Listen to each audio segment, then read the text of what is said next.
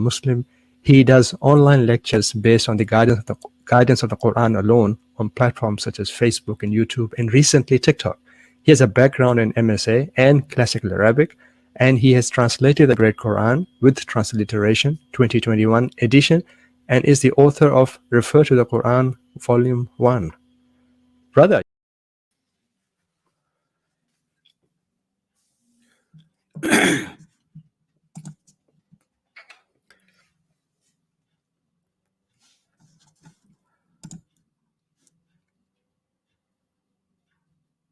Yeah, assalamu alaikum, ladies and gentlemen. Peace be upon you all. Yeah.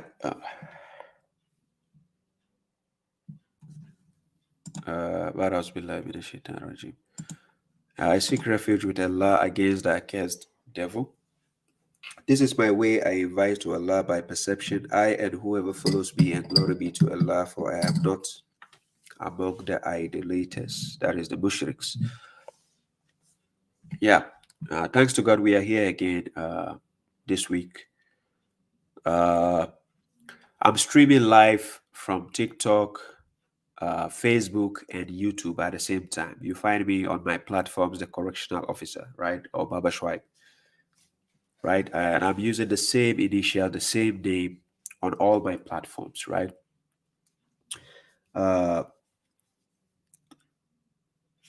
Yeah. So, salam to you, Tariq Ayub, salam, Musa Saidu, Mumadi Pedro, those from YouTube. That's those from YouTube. We have Salim Abdullahi, my first love. Yeah, my first love says salam, Sheikh, salam. And we have Qudisiya Ibrahim, salam. Then those from TikTok, we have Alajat Al Mahmood. Yeah, TikTok, I cannot see all of you. Those on TikTok, let me see. We have how many people we have on TikTok. Yeah, TikTok, we have about 8 people streaming right now. Yeah, but I know later on other people would join. So peace be to you all, those on TikTok as well. And those on Facebook, I have Abu Wisal. Hey, Abu Wisal, Naga Salam. The boss Amadou, I see you. Tawfiq Ibrahim, I see you. Yeah, Muslima, I see you. Salam.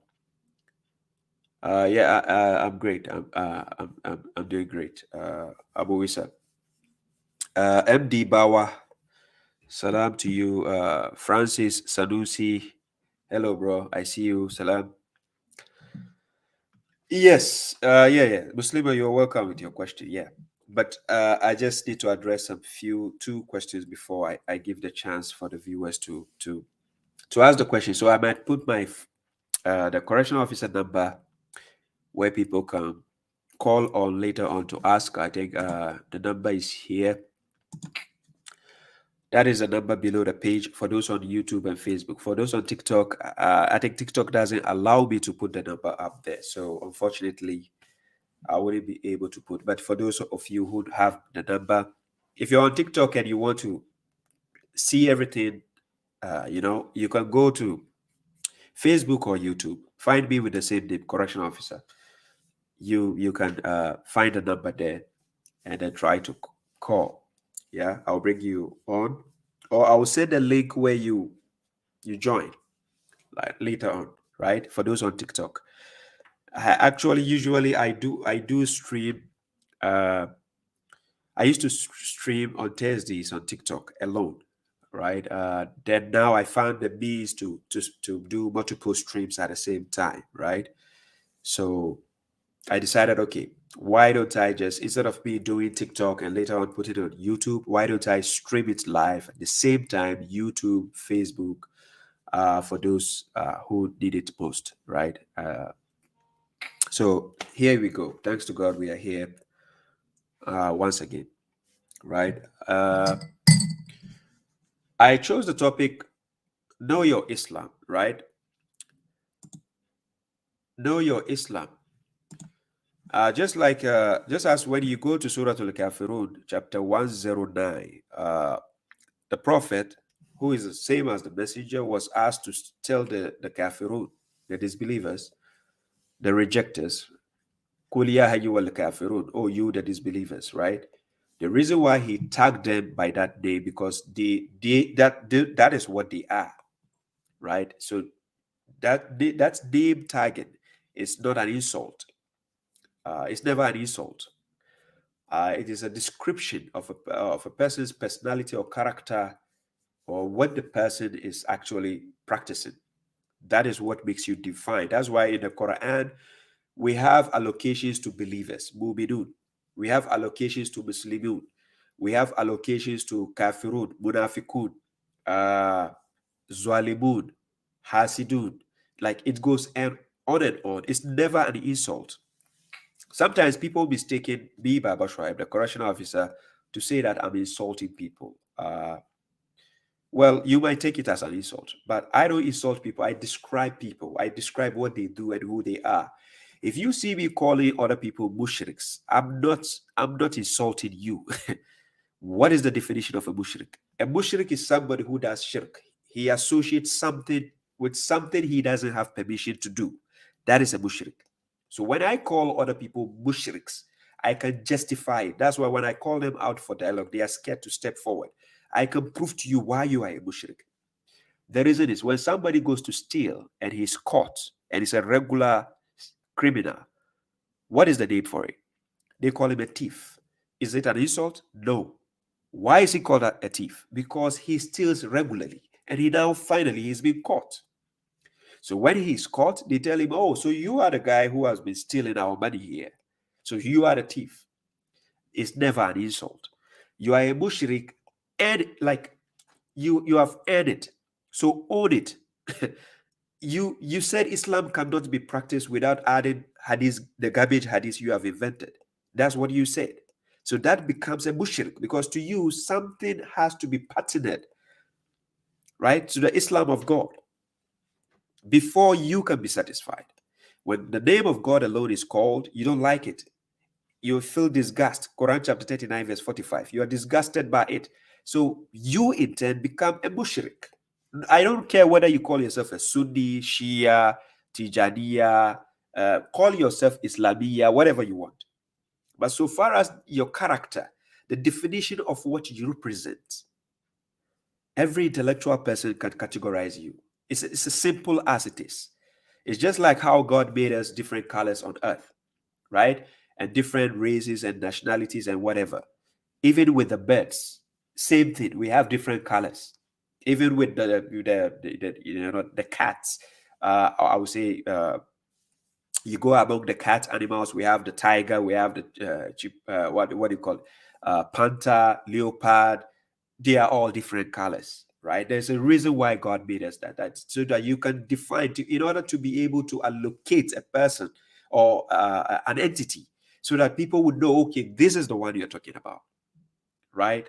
So I don't see why, when people, of course, people hate the truth. That's what the Quran says. Quran chapter 43 verse 78. We have brought you the truth, but most of you hate the truth. So eventually, people don't like you to tell them things as they are, right? And the other day I was telling some of my close brothers here where I'm based now. I was just telling them the human being hates simplicity. By nature, as a human being, we hate simplicity. What is simple, we don't like it. Even education-wise, academically, or even when it comes to entertainment, even when it comes to competition, everything. Human being hates simplicity. We want things to be, tough, like to be difficult. Then when we get the victory, then we feel excited. Then we feel like, oh, I've earned it because I work harder for it. That's why successful people will tell you how much of or how far they've gone throughout their journey to become successful. They earned it. So they feel, you see the pride in them. The human being hates simplicity. God, knowing this weakness, he made things simple for you. But you, the human being, arrogantly, you said, no, look at this guy. They want Islam to be simple. They just said, instead of 5 salats, they want it to be Are you a fool? Are you not the same people who described the hadith that the Prophet went to take 50 prayers and it was negotiated to become 5 prayers? Are you dumb? So now if I'm telling you the truth of what God says in his own book, then I say, hey, it's 3. You are like, oh, look at these people. They want Islam to be simple. They are trimming it to 3. So if I say you are a fool, that's the definition of a fool. Who is a fool? A fool is someone who lacks good judgment. Where's the insult? You acted foolish. You should be called a fool. If you had a good judgment, why will you be categorized as a fool? There's no way. How can you call a wise man a fool? You understand me? Hey, salam, Jimmy, Salis, I see you. So by nature, salam, Robson, salam for all those who are joining. 7 layers. Is it Kibi? I'm sorry if I cannot pronounce your name. I apologize.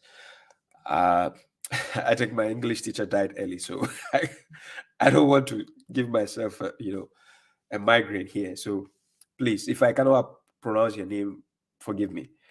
And okay, that's for those on TikTok. Anyways, by nature, human being hates simplicity, right? So when we go academically, we go to stage 1, stage 2, stage 3. You see, every lessons you are being taught gets advanced. It goes to a position you get stuck. The reason why you get stuck is because it has become difficult. So that's why once people sit for exams, it gets to a point when the questions are very easy, you see them just going pa, pa, pa, pa, pa, pa. When they get to the difficult part, they start sweating. Psychologically, they start sweating. The reason why they are sweating, this is what the human being called for. Because if it's very easy, you'll be boastful. So God, knowing this weakness, decided that I don't want you, my servant, to suffer. So let me make things simple for you. The human being says, look at these people. Then they will tag us and say, oh, look at the Quraniyun, look at the Quranalone sect. They want Islam to be so easy. Are you a fool? Quran chapter 22, verse 78. God says he is the one who has chosen you and has not placed any difficulty upon you in the deen. Hello, the last time I checked, if I say something is not difficult, is it supposed to be difficult? What is the vice versa of difficulty? Or what is the opposite of difficult? Not difficult. And what's that? Easy. So I chose the title, Know Your Islam. Which one is your Islam? Is it the Sunni one, the version, or Shia version? Is that your Islam? Or which Islam you belong to? So know your Islam is very important. Salam. Somebody gave himself the name Fake Jesus. It's on YouTube. Fake Jesus. Salam anyways. Salam Salis GBC. Salam Sister Alma Jones. You're welcome. Joe Ipe, Francis. Thank you all for coming. Musa Shaibu. Bushir, I apologize. I can't just keep saying salam. It will distract the attention of the lectures. And that is why there's a time to start these.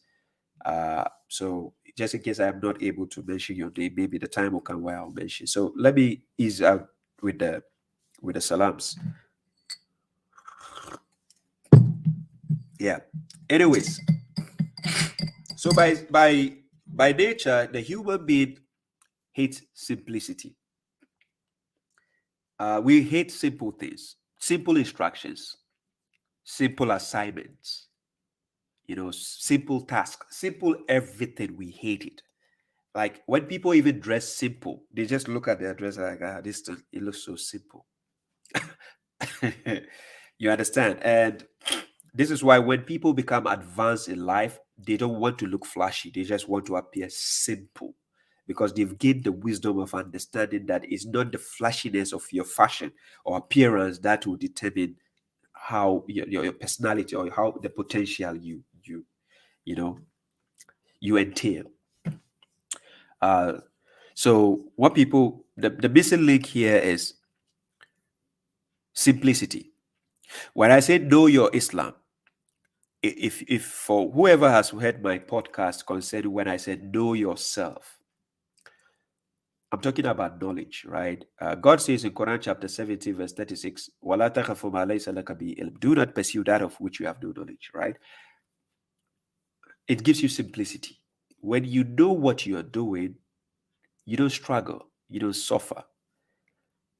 I remember I saw somebody trying to do something. Is it on their phone or their laptop or something? They were just struggling trying to do this. So I just came, I took it away from the person and I just said, you just need to do this, that's it. They just look at me, they're like, oh my God, you are a genius. I'm like, no, I'm not a genius. It's simple.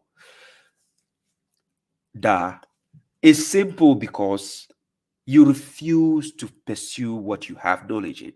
When you look, you inquire, you ask questions if you don't know, you try to investigate it if you don't know. Ask the learned ones, and then they can. That's why academically we go to the teachers to teach us. Why? Because they are learned, they have the knowledge, so we go to them. This is babashuaib. When I wanted to learn how to drive a car, I had to go to a teacher to teach me.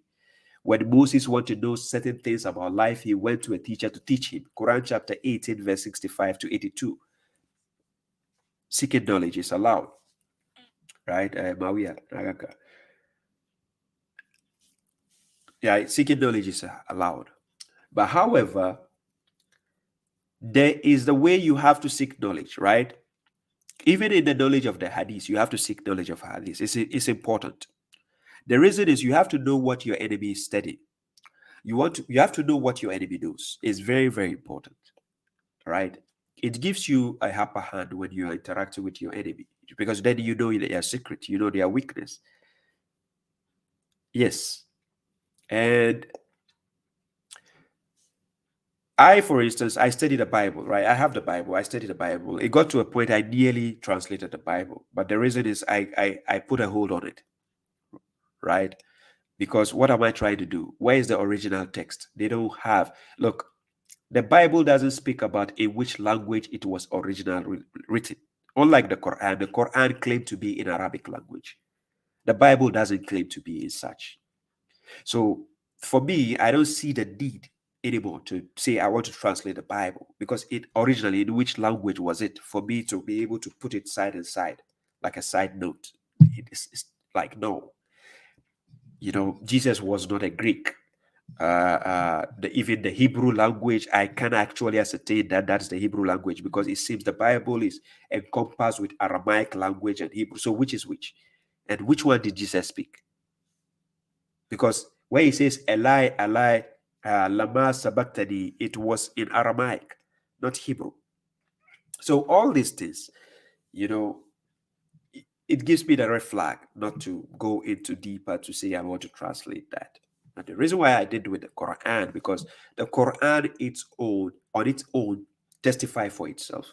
So some atheists and agnostic will tell you, why should I believe a book which speaks for itself? No, who do you want to speak for it? Who? Or which other book do you want it to speak for Quran? It's just like, I'm not deaf and dumb. I can speak. I'm sitting here, babashuaib, and you say I have to allow somebody else to speak on behalf of me. Hello, what? I'm here. This is babashuaib. The Quran is a wise book. Quran al-Hakim is a wise book. And you expect another book to speak for the Quran. No, Quran is here. It's not forcing you to believe. Quran chapter 18, verse 29. If you wish, believe. If you wish, disbelieve. Who is forcing you? So you say, oh, why is the Quran speaking for itself? And then they will say, this is a fallacy. What? Who wrote the book of fallacy for you? Was it God? Or was it your uncle? Think twice. Yeah, Baba said, Nagaka. You're welcome. Yeah, so okay. Yeah. So the point is, coming back to the point I was making, I wanted to address these two questions I was given before I go to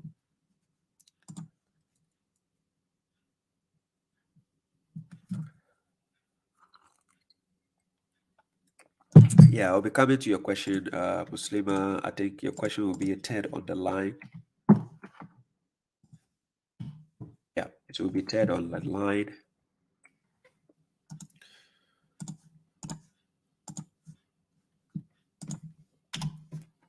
Yeah. So Okay.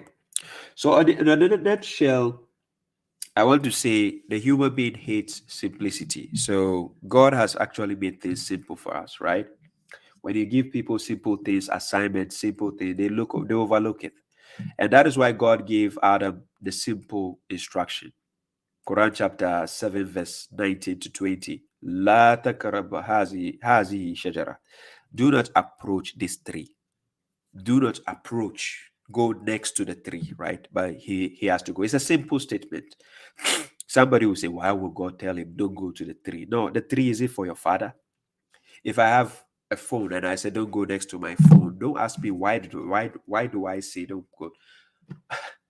The, someone who has authority over you, that's the one who gives you that such an instruction. It's simple. Don't touch the TV remote. The human being will ask, why? Why is it for you? You bought it. The one who bought it said, don't touch it. Don't go next to it. It's a simple instruction. The human being hates simplicity. So when God gives us simple instructions in the book, we hate it. Right? Making it rain. I already have video addressing that point. Why will you repeat such a question to me again? You just watched my video on TikTok and I gave you the instance. I gave you the answer again. You came back here, you are asking me, please, is Adam a prophet? Seriously? Okay, let's go to the question I was asked. Salam, I have a question regarding Hajj. Yeah, shaving heads, the shaving of the heads, the ritual of shaving the heads. The person said ritual, right? Anyways, so where does God say we should shave the head? Okay. So we go to Quran chapter 2, verse 196. I might share the screen.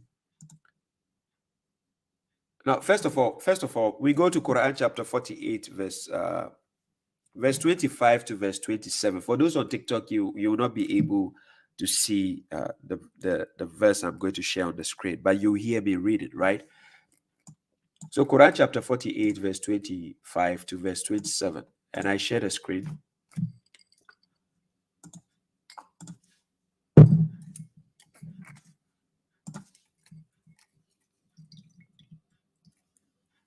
Yeah.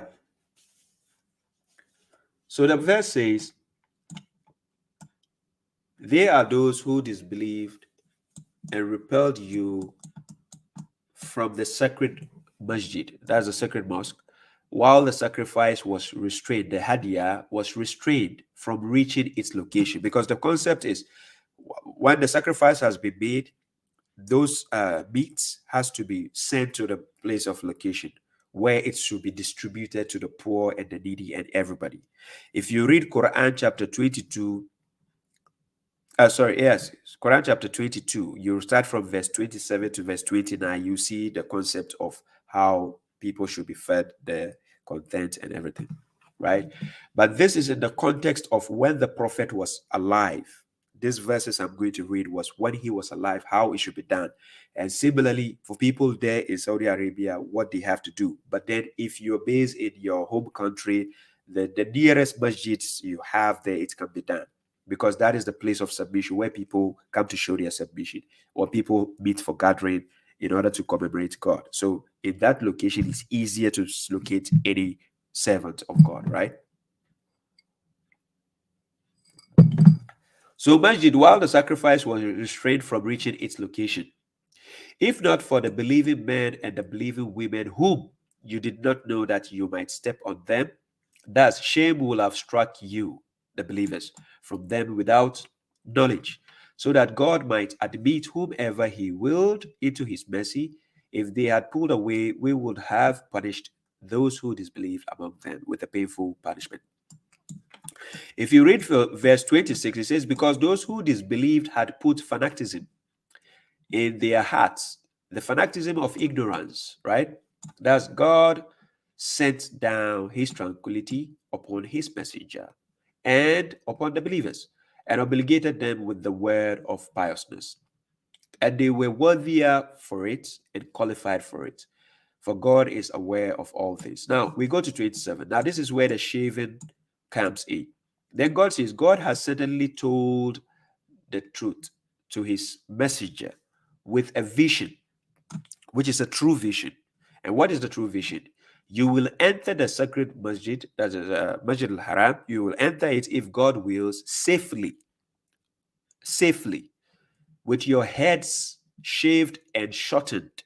So it's not like they are shaving it entirely like a bald head. No, the shaved and shortened is a symbol. It signifies something, right? Without fearing, for he knew what you did not know, and has made besides that a nearby conquest, right? By nature, when somebody has a lot of hair, or the way the hair look bushy and something, when they shave it down, when they trim it down, I will use the word trim. When they trim it down, how do they look? They look presentable always, and it shows refresh. It's refreshing, just like when somebody's dirty, they go to shower, right?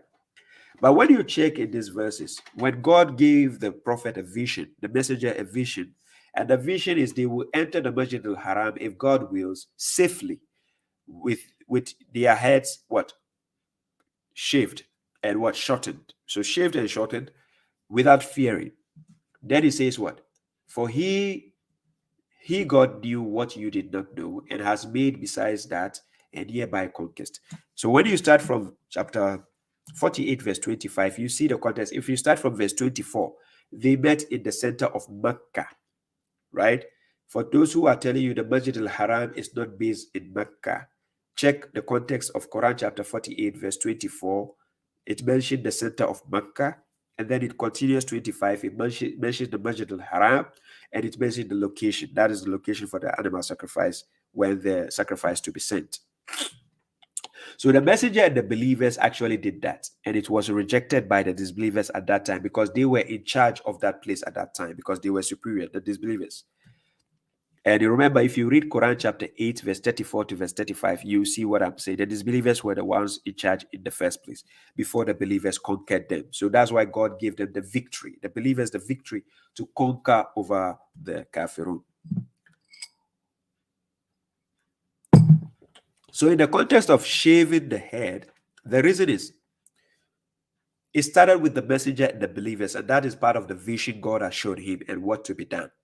It symbolized the victory they are going to be given, and what actually signifies it signifies the conquest they will be having, right? So that's the symbol behind it. But now, however, how does it translate to us modern day? Why do people have to shave and shorten their hair? It doesn't say trim your hair entirely. You shave and shorten, right? Which signifies the same symbol, right? Now, if I take you to Quran chapter 2 verse 196, because for people who don't understand, they might think, oh, is a lady also supposed to shave everything? No, it's about just shave and shorten the hair. So if, let's say, the hair is very long, you shave a side of it and shorten it, fine. It doesn't say you should go bald head. Please understand this point very, very well, please. And complete chapter 2 verse 196, and complete the pilgrimage and the visit. That is the umrah. And when we say this visit, is the notion of having a temporary stay. Like you visit, the umrah is to inhabit a place where you stay temporary, like a visit. It's just like when you have a visitor with you, they come and stay for a bit before they go. So that's the al-umrah. Because when you do the pilgrimage, the long journey you do from wherever you are to come to the Masjid, to the Kaaba, Quran chapter 3 verse 97, because the visit you do is what we call the pilgrimage to the house. Then we have the umrah. It is to actually inhabit this place and stay for a bit, temporary, before you go back. So that is why the days for that is maximum. The least is 2 days, but 3 days and above, right? That you have to do. The least is 2 days. I think Quran chapter 2 verse 203. You'll find it there. Anyways, so complete the pilgrimage, the Hajj and the Umrah for God. So you are doing Hajj and the Umrah for God. You are not doing it for Muhammad, anybody. Then he says, but if you are prevented, so if you are prevented from doing the Hajj and Umrah, maybe financial issue, maybe you don't have the means to go, maybe any other means that prevent you from going, then whatever will be easy of the what? The hadiyah, which is the animal sacrifice. The animal sacrifice is what you do based on taqwa, is the piousness you are doing. God doesn't need the blood and he doesn't need the meat. Quran chapter 22, verse 36 to 37. He doesn't need the blood, he doesn't need the meat. What he needs from you is piousness. Simplicity is you have been given instruction to slaughter an animal. That is it.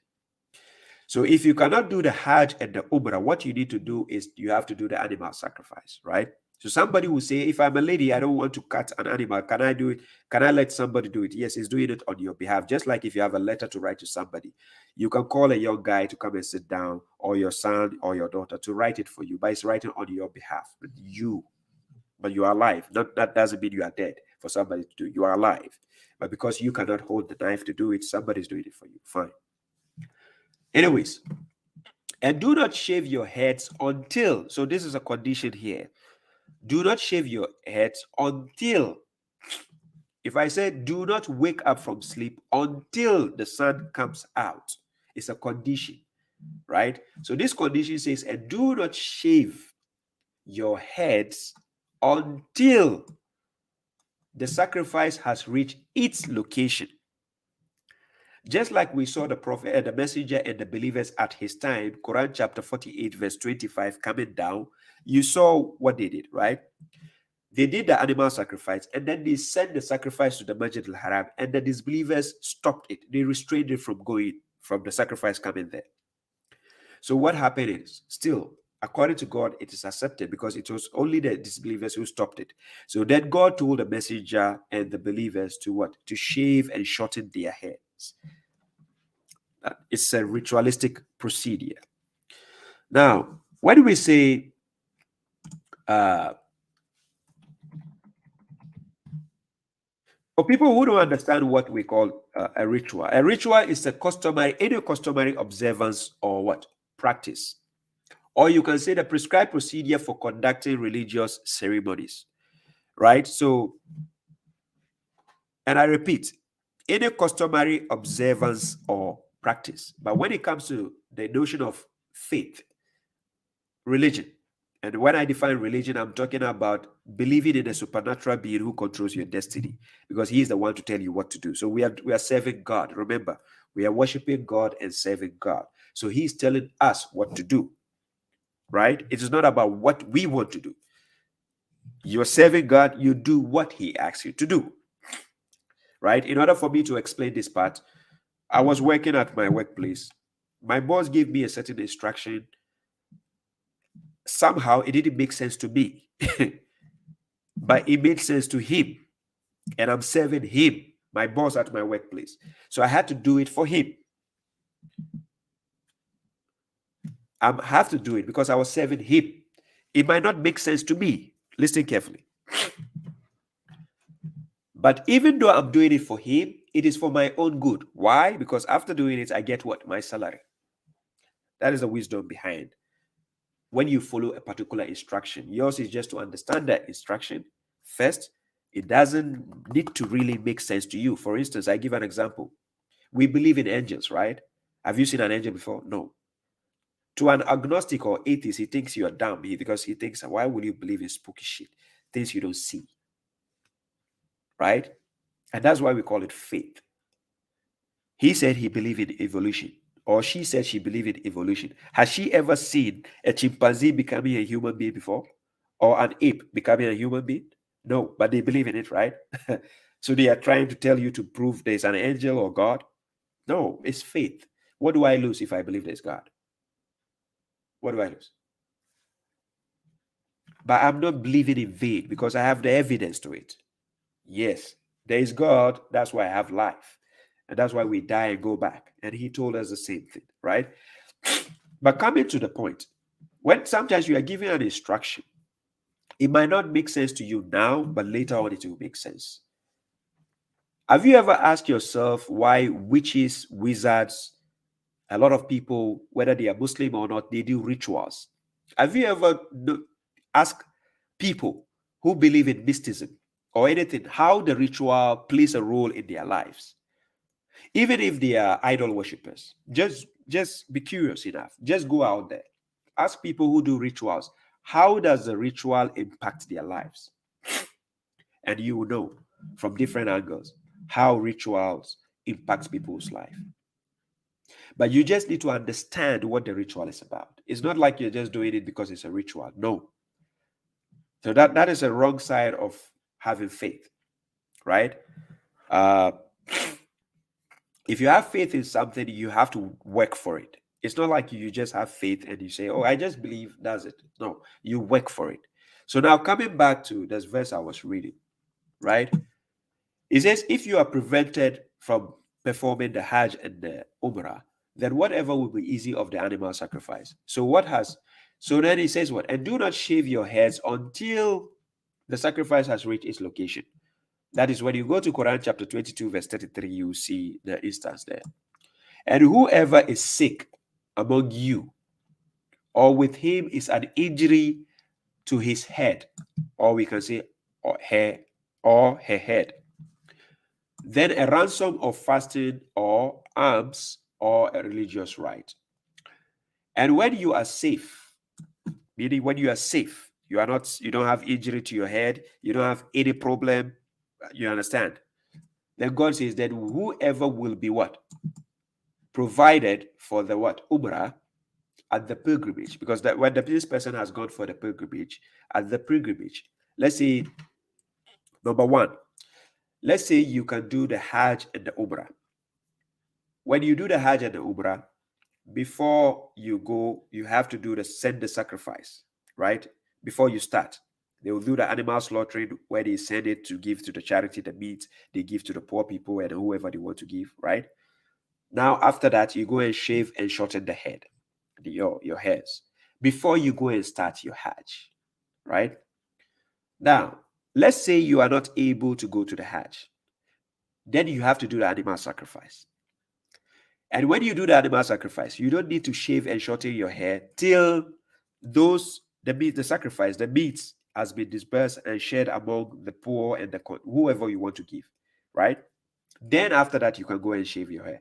But in case you have injury to your head and you cannot shave because of that, then you can ransom by doing fasting or giving a charity or doing any other religious act to replace with that. And it is very, very essential. Now, the point is, let's say you are not also able to do the animal sacrifice and you are not also able to do the Hajj. We are going to see the third option. So now, then whatever will be easy of the sacrifice, that is for those who can do the sacrifice. But whoever cannot find, then fast for 3 days during the Hajj and 7 when you return. Now, this is for people who are going to the Hajj, but they are not able to do the animal sacrifice over there. So what happens is, and it doesn't necessarily mean if you want to do Hajj, the animal sacrifice necessarily have to be done in Saudi Arabia. No, you can do it in your home country, share the meat, let it reach the place it ought to reach, trim your hair down before you go. It doesn't necessarily mean Saudi Arabia is the place you have to go and share the meat or animal sacrifice. No. Listen carefully. Now, when you have returned back to your country, you can do the other 7 days after the 3 days you have done. That is if you are not able to do the animal sacrifice. So you do 3 days of fasting there. Then when you go back, you go ahead and do the other 7 days. That completes 10 days. So God says, Tilka Asharatu Kamila. This completes 10. That is 10 days of Siyam. That is for those whose people will not be what? Attending the Masjid al-Haram. Right? So these 10 days, it's also for people who are not going to attend there.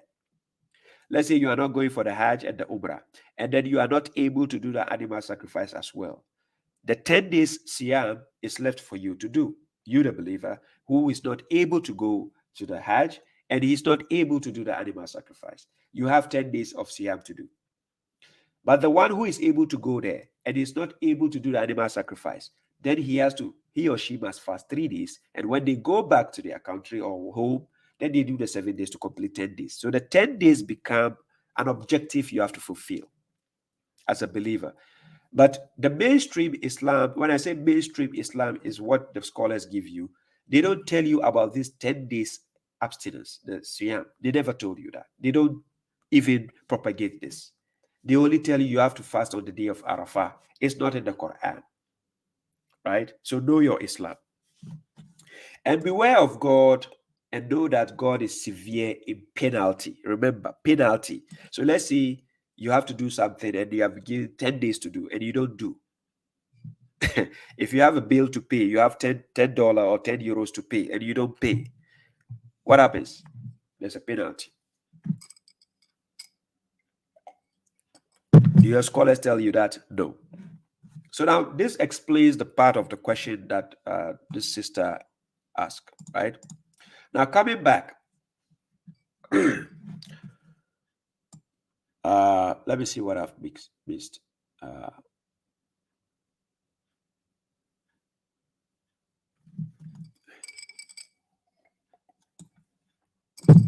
Yeah. Mushir Ahmed says, glad you are addressing this sensitive issue. Faith is emotional to most and it needs to be respected and explained. Exactly. It has to. Matthew soon says, is it true that Satan is being chained during Ramadan? No, it's not true. It's falsehood. It's a lie. It's not even in the Quran. Is there anything like 5 pillars in Islam? Thanks so much. There's no such thing as 5 pillars in Islam. Throughout the Quran, you never see the word where it says 5 pillars. These two words, 5 pillars, it doesn't exist. People try to invent that as the pillars of Islam, right? If you say that those are the 5 pillars of Islam, the last time I checked, Adam never went to Hajj. Adam never, nowhere in the Quran did they say Adam gave, he did Siyam. Nowhere does it say he even established Salat. No, you never see that. When you take Noah, nowhere did God say he did Hajj. You understand? So if you say it is the pillars of Islam, the last time I checked, Noah was also a Muslim. He was given Islam as well. Quran chapter 42, verse 13 of the Quran. He is part of the prophets who were given the same deen, the religion. So this is the invention of the so-called scholars trying to say we have 5 pillars of Islam. No. Hajj, actually, according to the Quran, Hajj is not compulsory. Siyam is not compulsory. What else? What else do we have? Do they say the Shahada? There's nothing called by force Shahada in the Quran. The last time I checked, Abraham never did what we call Shahada in the Quran. It doesn't exist, right? However, if they want to invent the concept of Shahada, Quran chapter 3, verse 18 tells you that you bearing witness to God alone is even enough. You don't need to do any Shahada time. So these are concepts people invented to brought into Islam. They interpolated it. It's not part of Islam. No such thing as 5 pillars of Islam. Remember, no such thing as 5 pillars of Islam.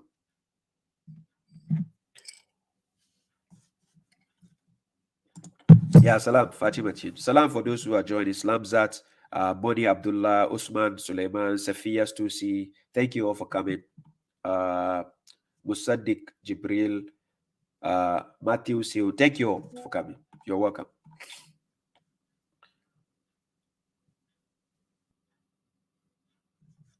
Yeah. Usman said they see me as a Satan, and then I proved to them the Quran never said we should do 5 salat. Yes, that's good, right? Yes. I see you, Sister Irene Stussy. I see you. You're welcome.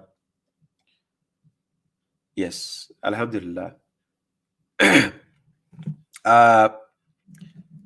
Then we have Shazma. Salam. We have Kamal Badezin. Salam. Swale Abdul Rahman. God bless you, bro. God bless you too. I appreciate that.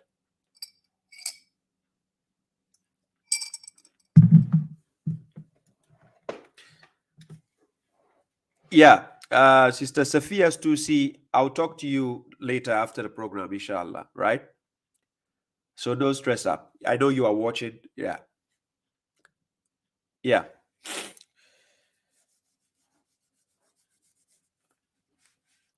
Yeah, Kamal is saying Kamal made a funny statement, but it's true though.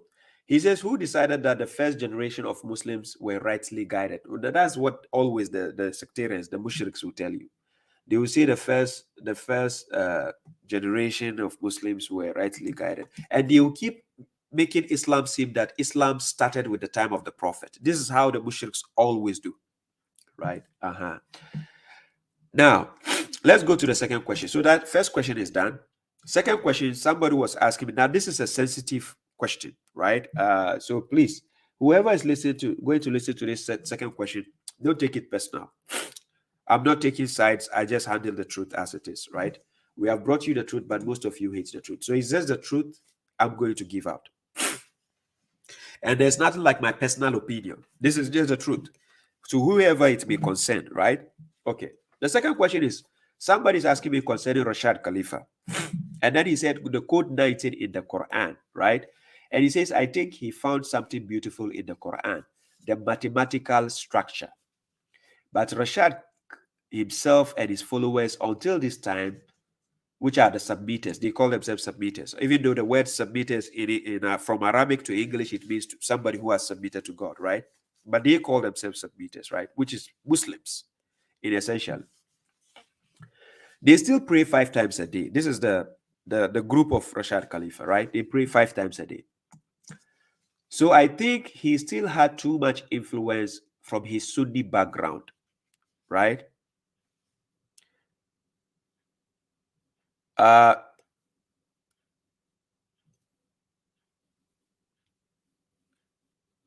Safiya Stusi,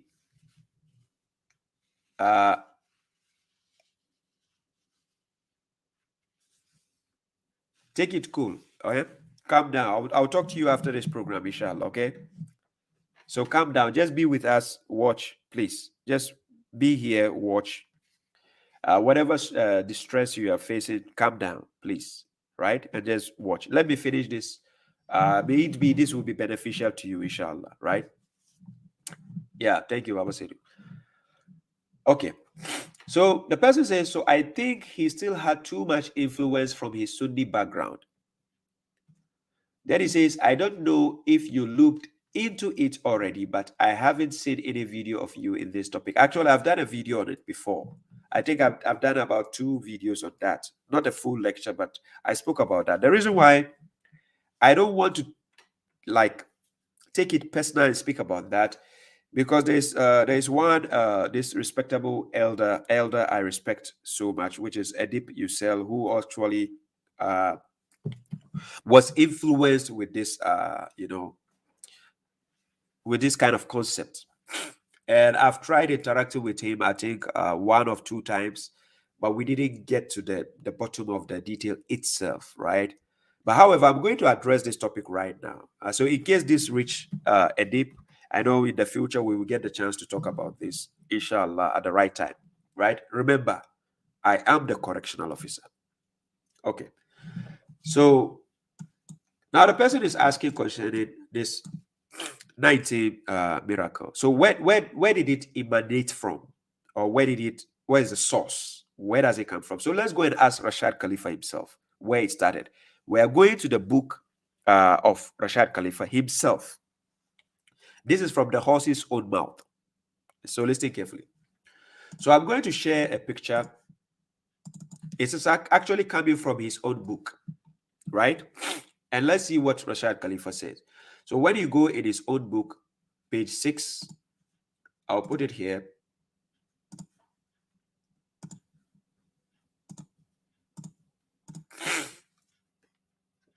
Yeah.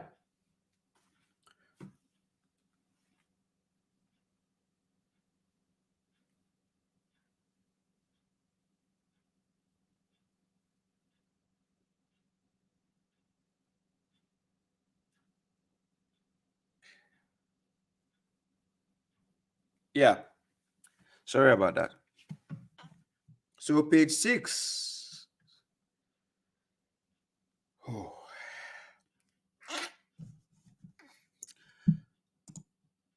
Yeah.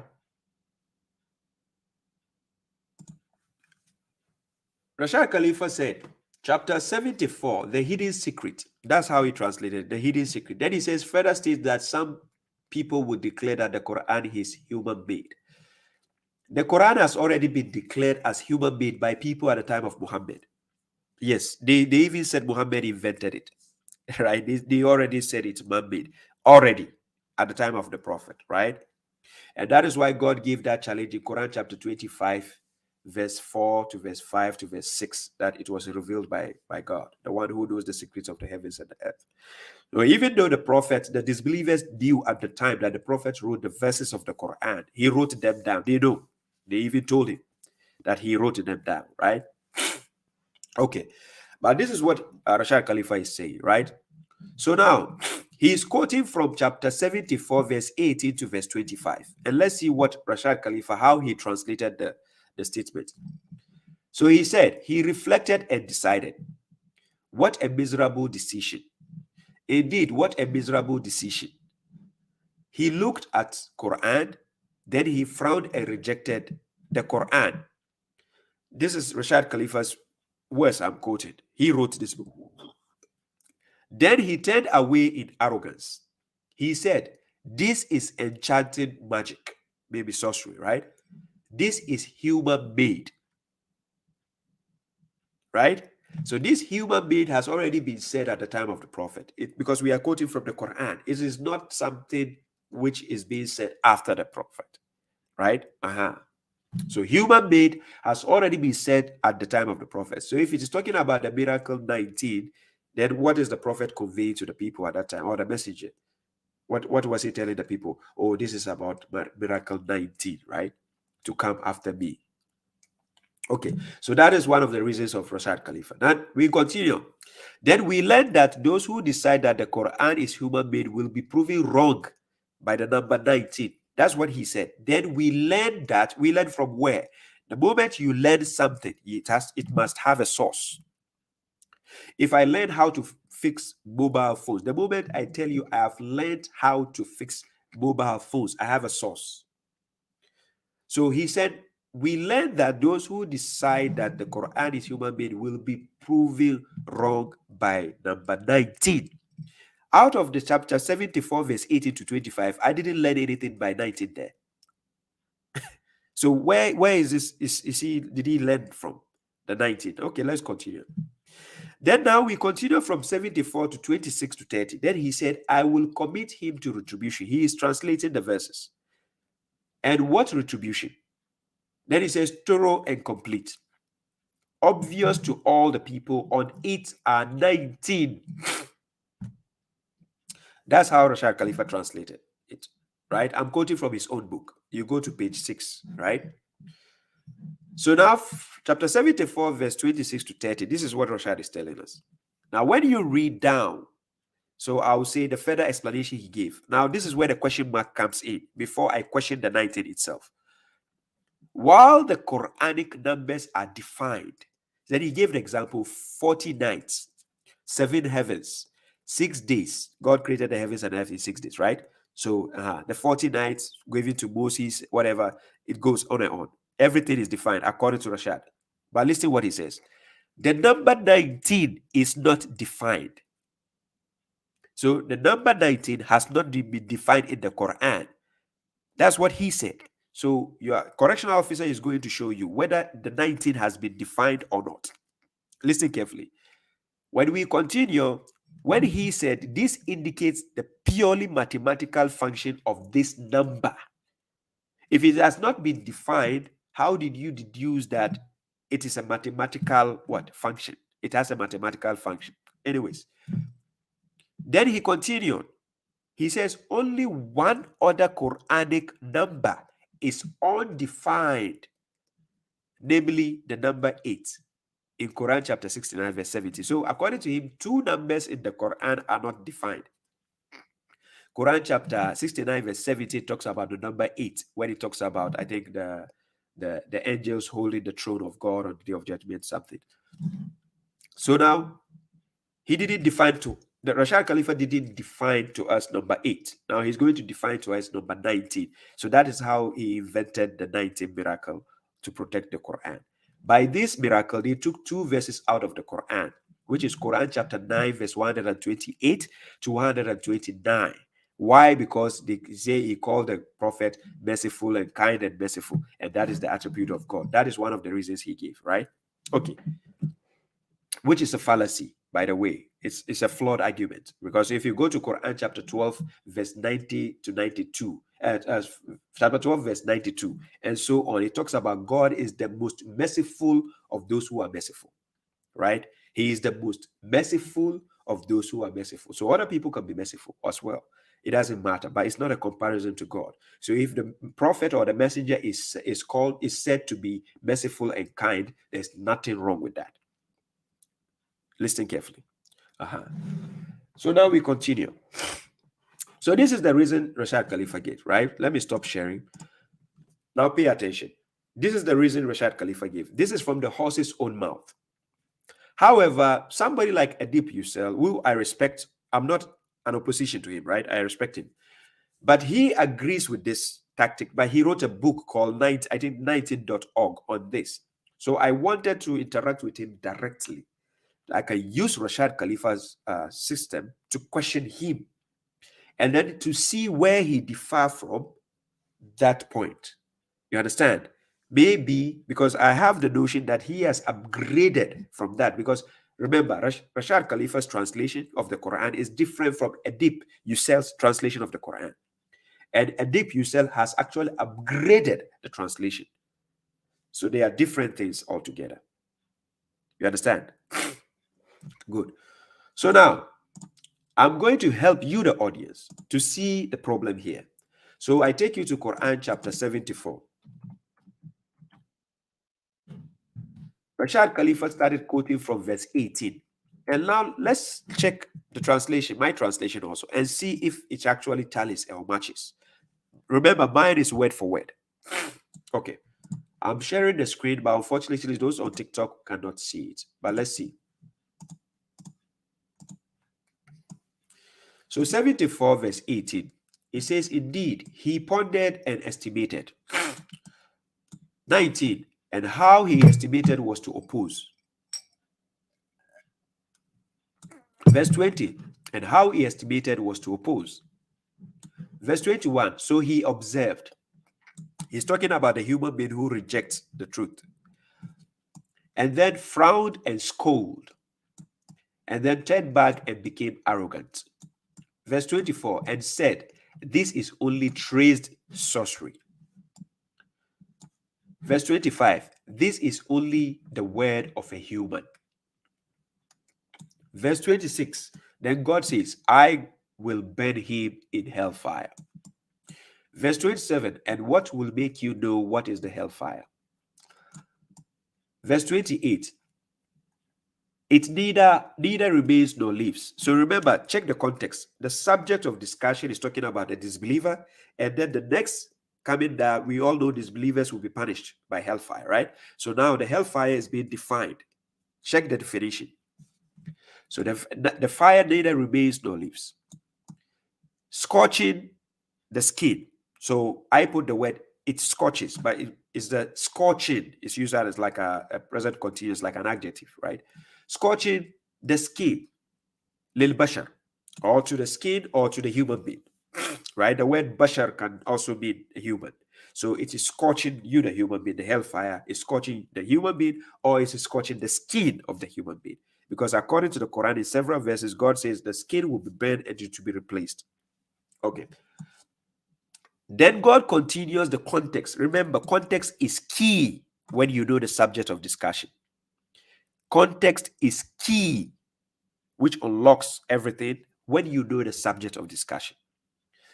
Over it are 19. Remember, Quran chapter 16, verse 89, God says, وَنَزَّلْنَا عَلَيْكَ الْكِتَابَ تِبْيَانًا لِكُلِّ شَيْءٍ. We have revealed the book to you as a clarification for all things. So, ladies and gentlemen, is the Quran supposed to clarify for us or not? Yes, right? This is what God says, right? Good. Quran chapter 6, verse 38. مَا فَرَّطْنَا فِي كِتَابٍ مِّن شَيْءٍ. God did not leave out anything out of this book, right? So let's find the answer. So now, let's continue the context. You see, when I quoted Rashad Khalifa's book, he didn't continue to 31. He just left you hanging in verse 30, just to formulate his own thing here. I'm not accusing him as an opposition, but I don't side with him on that. Verse 31.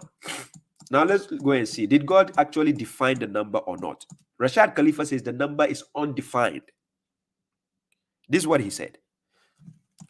Now God says in verse 31, and we have only assigned angels as the custodians of the what? Of the hellfire. That's the fire. And we have only made their number. Listen carefully. We have only made their number as a trial for those who disbelieve, so that those who were given the book will be convinced, and those who have believed will increase in faith, and those who were what? Given the book and the believers will not mistrust, and that those in whose heart is disease and the disbelievers will say, what does God intend with this what? Example. He didn't say, what does God intend with this number? What does God intend with this example? Does that God send astray whomever he wills and guides whomever he wills, right? And none knows the soldiers of your Lord except him, because none of us have ever met this 19 angels God is talking about who are guiding the hellfire. We've never been to hell, so we never seen them. We don't know how they look like. He's the one telling us. Good. And it is only a remembrance to the what? Human. Okay, now we have seen the number, what it represents, right?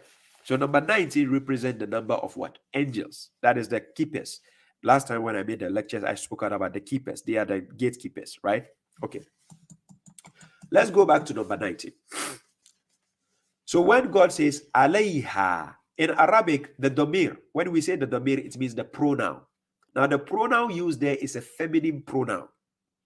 If it is talking about the Quran, it will say alayhi. If it is talking about the book, it will say alayhi, over it.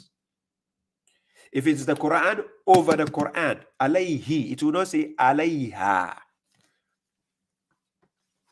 So which means over it has to signify the entire Quran, which means that 19 will be the one to protect the whole Quran.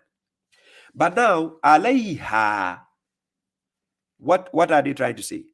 Is it the verses? If it's the verses, then that is going to contradict the next verse, verse 31, because verse 31 is giving you the clarification of what is mentioned in verse 30. So this is why when I say when you miss the subject, you create your own context. So subject gives you the clue to the context, and the context gives you the key to unlock what is being said.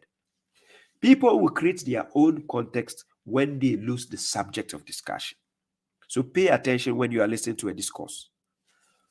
Over it are 19. When you start reading from verse 18, chapter 74, verse 18 coming downwards, it doesn't give you any clue that it's talking about any other thing but the angels of God and the hellfire and the disbeliever, does it? There's no deeper meaning again. The Quran is a clear book. That is what it claims to be. Quran chapter 44, start reading from verse 1 to verse 3. It's a clear book. Kitabi Mubin. So the 19 there are the number of the angels. They are not the number of the verses. As they say, the Bismillahir Rahmanir Rahim is encompassed with 19 letters. God never said over it are 19 letters or 19 what? Letters? No. If you agree with that mathematical 19 code, which means we have to take 2 verses out of the Quran. Quran chapter 41 verse 42 says, La ya'tihi al-batil min bayni yadayhi wala min khalfihi. Falsehood will never approach, cannot approach it from the front and from the back. This is what God says. So if you believe in God, why will you think that 2 verses have been inserted in the Quran for over centuries? In the Quran is still there, and people are following that.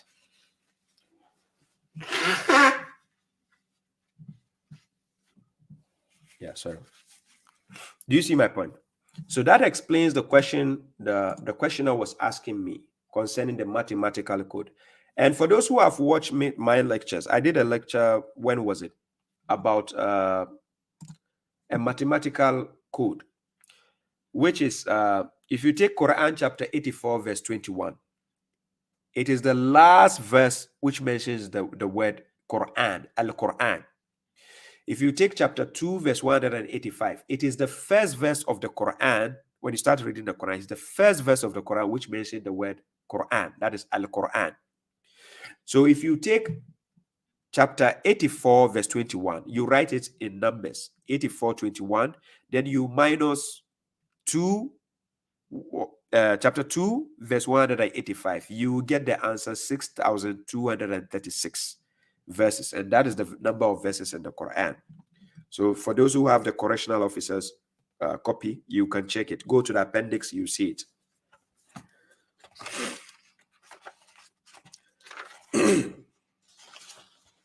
If you go to the appendix, you see it there.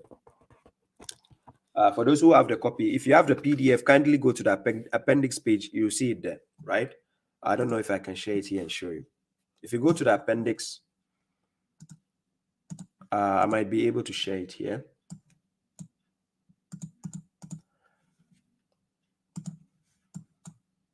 Yeah, for those who have the appendix, let me share it on the screen so that you see it. If you go to the appendix of the Great Quran, the PDF, I have it written there, right? So you see here, numbered verses. For those on TikTok, you'll not see it, right? Numbered verses, it says 6,236. So you just take the calculator, put the number 8421 minus 2185 and see what answer you get. You get 6,236 verses of the Quran. Understand? Precisely. Okay. Now, this is the kind of mathematical code when you present to me, I can agree with you. Yeah, I will agree with you easily. But aside that, I'm not against Rashad Khalifa as a person or some of the things he has said. No, I agree with certain things, but on that aspect alone, no. You understand? So again, also to Adib Yusel, I agree with him on a lot of matters, but on that aspect, so this is why I wanted to actually interact with him, to show him certain things from the angle I'm looking at things. You understand? So maybe he has other clarifications to make on that. So we are away with the second question. So we go to the third question. The third question is, does the word Masjid really mean a house of worship where ritual prayers are performed? Then it says, Surah Kaf, verse 21 is translated as, we verily shall build a place of worship over them. In Quran chapter 2, verse 187, Allah says that men shouldn't be intimate with their wives in the masjid. But modern day masjids are gender segregated, and no sane person will dream of doing that in these opulent buildings with minarets that we call masjids. So what is Allah referring to here? What does the word masjid really mean? How could this be a place of worship? Okay. Now, what I want people to understand is, when you are dealing with words in the Quran, and also for people who know the vocabulary, when we say kamus, that is how to use the user's knowledge of words in a language. If you know the vocabulary in Arabic and you know how to form the root words, the word masjid, it comes from the word sajada. Sajada as a verb is a word form. That's a trilateral root word. So sajada. Let me open a Microsoft Word here.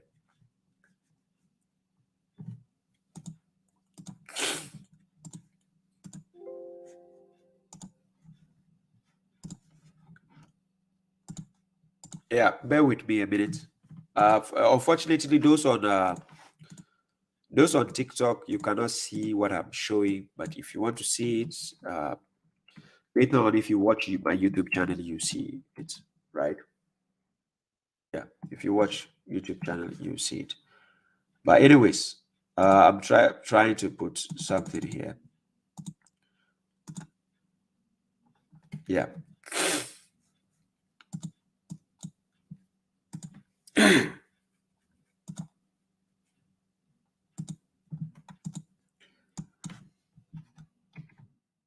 Yeah, so sajada.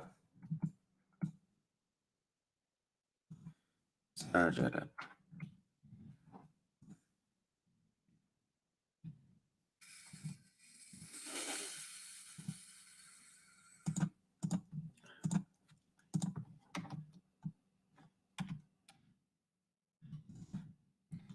I'm trying to let this be big enough, but it doesn't seem to. Doesn't seem to work. But I'll try to share the screen, then people can see what I'm trying to show here.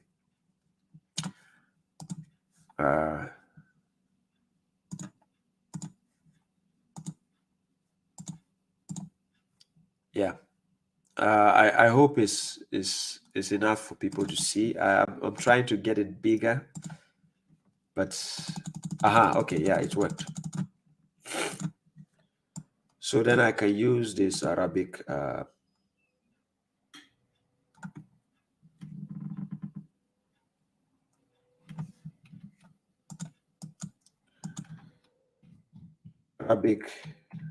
setting. Yeah, not available now. Sorry about this. Okay, this is okay. Yeah. Okay, so sajada, for those on TikTok, I don't think you can see it, but I know you are following what I'm saying, right? So we have sajada. Now this is the trilateral root word. We have sin, we have jim, you have dal. So sajada is the verb, which is the root word. So now when we say the root word, this root word is an action word. It's a word form which defines a phenomenon, which is an action, right? Then in Arabic, we have something we call the prefix and the what? Suffix, right? We have the prefix. We have the prefix and the suffix. And when we say prefix, just like we say pre-existence, predominance, or pre-something, which means something which is in front, right? So we have prefix and then we have the suffix. But understanding, before we go to the prefix and the suffix, you have to check the root word first. What does it define? It defines a phenomenon. Just like in English, when we say sit, we say jump, we say stand. These are words and they are verbs. They define an action. They define a phenomenon, which everybody can see with the eyes. So in English, when somebody is jumping and you say, look, he jumped, that is a verb, jump. So in English, when you say, look, he jumped, in Arabic, they will have another word for it. Then let's say in English, somebody fall down to show his submission. He prostrated, he fell down to show submission. The definition of that in English is we say he prostrate, to prostrate. That's a verb, prostrate. You take it in Arabic, they use the word sajada to define the same phenomenon you just defined in English. Sajada. But sajada has a meaning, what it entails. It's a symbol. This symbol shows an act of showing your submission to an authority, to someone superior than you. So that is the sajada. That is the root word. And it has multiple meanings. It doesn't only come in one package. One thing I want people to understand about word forms in every language, Hausa language, English language, a word form doesn't have only one meaning. So linguistically, if you want to understand how language works, you can decipher by going to the timeline or how words evolve and how they keep adding meanings to the word, right? But in order for you to invent a new meaning, then you might be an alien to invent a new meaning to a word which already exists in a particular language without the native speakers actually knowing that word. So how do you get that? You go to the books, source of knowledge. And according to Quran chapter 34, verse 44, the Arabs never were given any book by God before the Quran. They never received any book from God before. They never had any messenger or a warner before Muhammad. And again, according to Quran chapter 68, verse 36 to verse 38, God says, Malakum kayfa tahkumun? How do you judge? Am lakum kitabun fihi tadrusun? Do you have a book wherein you study? Inna lakum fihi lama takhayyarun? Wherein you find whatever you choose or prefer? No, you don't have. So the Quran is the source of the knowledge we have. You understand? So now coming back to the Quran, Quran gives you word forms and it gives you adjectives. It gives you noun. It gives you any form of word you want to know. Quran gives you that instance. So when you go to the Quran, you find how sajada has been used. You go to the Quran, you find sujud. You go to the Quran, you find sajid, sajidin. You find you find the word masjid. Now coming to the word masjid. Oh, sorry. Coming to the word masjid. Based on the question I was asked, coming to the word masjid. I just write it here. So we have the meme masjid. Unfortunately, those on TikTok, you'll not be able to see, but when you watch the playback on YouTube, you will be able to watch, inshallah. So masjid, for those watching from YouTube and Facebook, you can see masjid, right? Okay. Yeah. Now, this is the meme I just added to the root word. The meme is what we call the prefix. That prefix defines what we call ismul makan, which is defining the place, position of a noun or a place of a noun. We call him ismul makan. Ismul, the noun of a place. If I take the meme away, it becomes a root word. It becomes sajada, the trilateral root word. Sajada. Now, this is the language of the I'rab. This is the rules, the linguistical rules of the language itself. But however, the Quran is the Lisanun Arabiyyun Mubin, Quran chapter 16, verse 103. It is a clear Arabic language. So the purpose of the Quran is to give you clarity. But remember, it is in a language. It comes in a tongue. And according to God, Quran chapter 44, verse 58, he actually made it easy in the language or in the tongue of the prophet. So it has to be easy in order to be able to deliver it to the people. So God has to choose words which are already accustomed to people, which are already simple for people to understand. The Quran is not to bring you complexity, to confuse you. You understand? So he chooses the simplest form of words to present to you. You understand? So now when we say sajada, the simplest form of sajada is to fall, to prostrate. That's a simple word. And what's the prostrate? What does the prostration signify? It signifies showing submission to an authority. So now, how do we have masjid? We have masjid because in that particular place, it is to show your submission to God. We go to masjid to show our submission to God. So it's the place of showing submission. And in order for you to symbolize the act of submission, when you fall down to do the sujood, anybody watching you can see the symbol of sujood. So now when we add the masjid, it is a place where you go to do that act. That signifies masjid. So understanding the prefix and how it works. So now when we go to the example, let's take kataba. So when we say kataba in Arabic, here, kataba. Before I explain the masjid. So when we take kataba, I write it here. It's kataba. It means to write, to inscribe, to utter. It has a lot of meanings, right?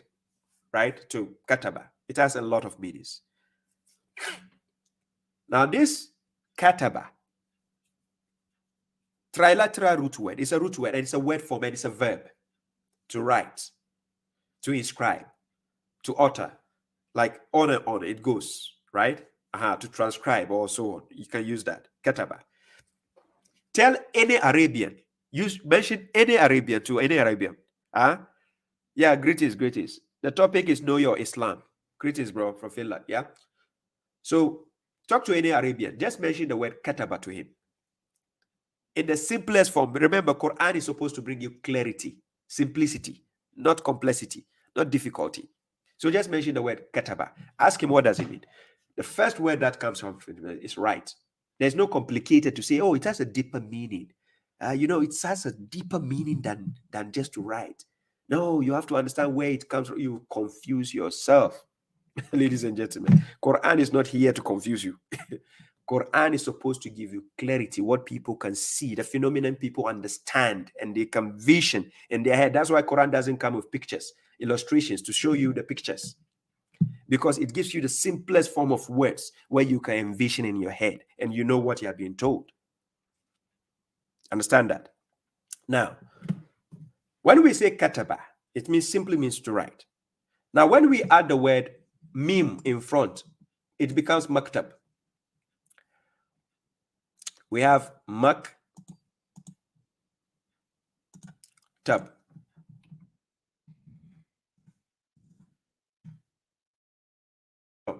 This is to yeah. Can do this. Yeah. We have maktab. For those on TikTok, you cannot see, unfortunately. So maktab, we have the prefix. I didn't go to the suffix yet. The suffix is what normally you see the taw marbut. You see like the ta with the something like this. Normally, this is sorry.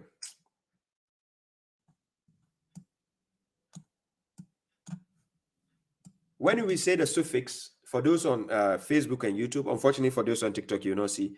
You normally see in Arabic, you see the taw marbut at the end with the it looks like a, you know, like the, how will I say, like an antelope with the two horns, like at the end. That is the suffix. That's the end added to it. So we take it. We don't need it now. So I take it off. So now I just leave the maktab. We just add the prefix to the verb, to the root word. So when the prefix is added, this maktab, because it is a kataba means to write, and then you have, when you write, you form books. So that is why from the word kataba, we have kitab, that is a book. So when we say maktab, when you come to Arabic, you say maktab. Every Arabian knows you are talking about an office or a library where they have books, right? An office, we have books. You have library, we have books. Where you have books, because things have been written down. You understand? Aha. It is not beer, please. Aha. So things have been written down and it's there, maktab. So now coming back to the word sajada. Now we have masjid. It simply means a place of showing your submission. So in the simplest form, this is why you see people who translate it to the extent they will say place of worship. People will go to the extent and they say place of what? Prostration. Because you will see people prostrated. Now, we go to Quran chapter 24, verse 36. And then I'll explain the question which was asked, right? Quran chapter 24, verse 36. Let me put it on the screen.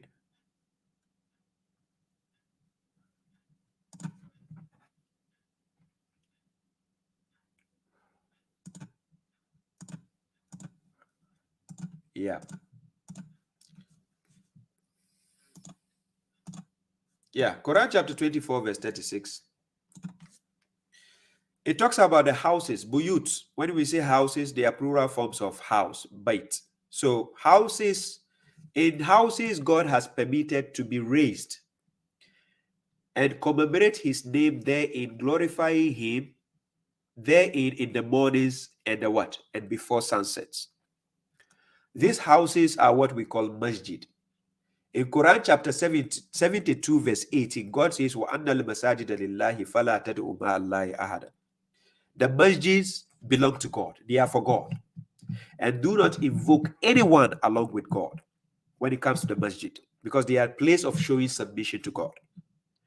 These are what masjid are about. The places of showing submission to God. You can say the places of prostration. You can say they are the places of worshiping God. That's still in the context. Because remember, one word in Arabic can have multiple meanings. You just want need to understand how root words and branches work. A branch is always connected to the tree and it's connected to the root. Now, in houses, God has permitted. So God has permitted masjids to be the houses to be raised in order to commemorate him therein in the mornings and before sunset. Do you see the point? Okay. So now coming back. Yes. Time became Baba said 1.5 hour kingdom.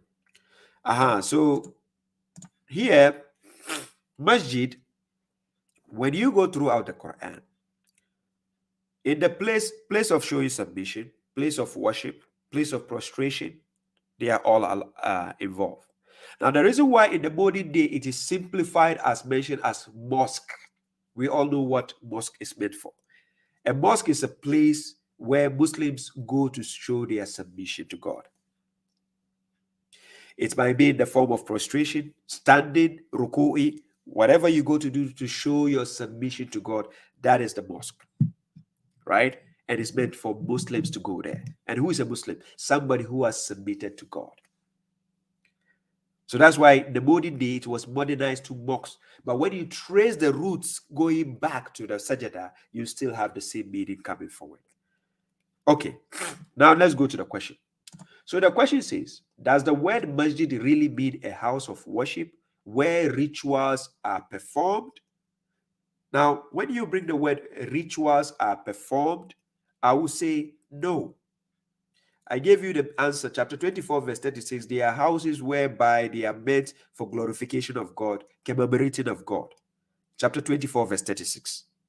That is what masjid is, where you call on God. Chapter 72, verse 18, you call on God. But to say rituals, no. It's not a place that rituals are meant. But however, we are coming to that. Surah Kaf, she said, verse 21. Verse 21, when you read chapter 18, this surah she's mentioning, I was asked, chapter 18, verse 21, you start reading from verse 9, coming downwards. It's talking about the youth who believed in God. And then they slept in the cave as a miracle for 309 years.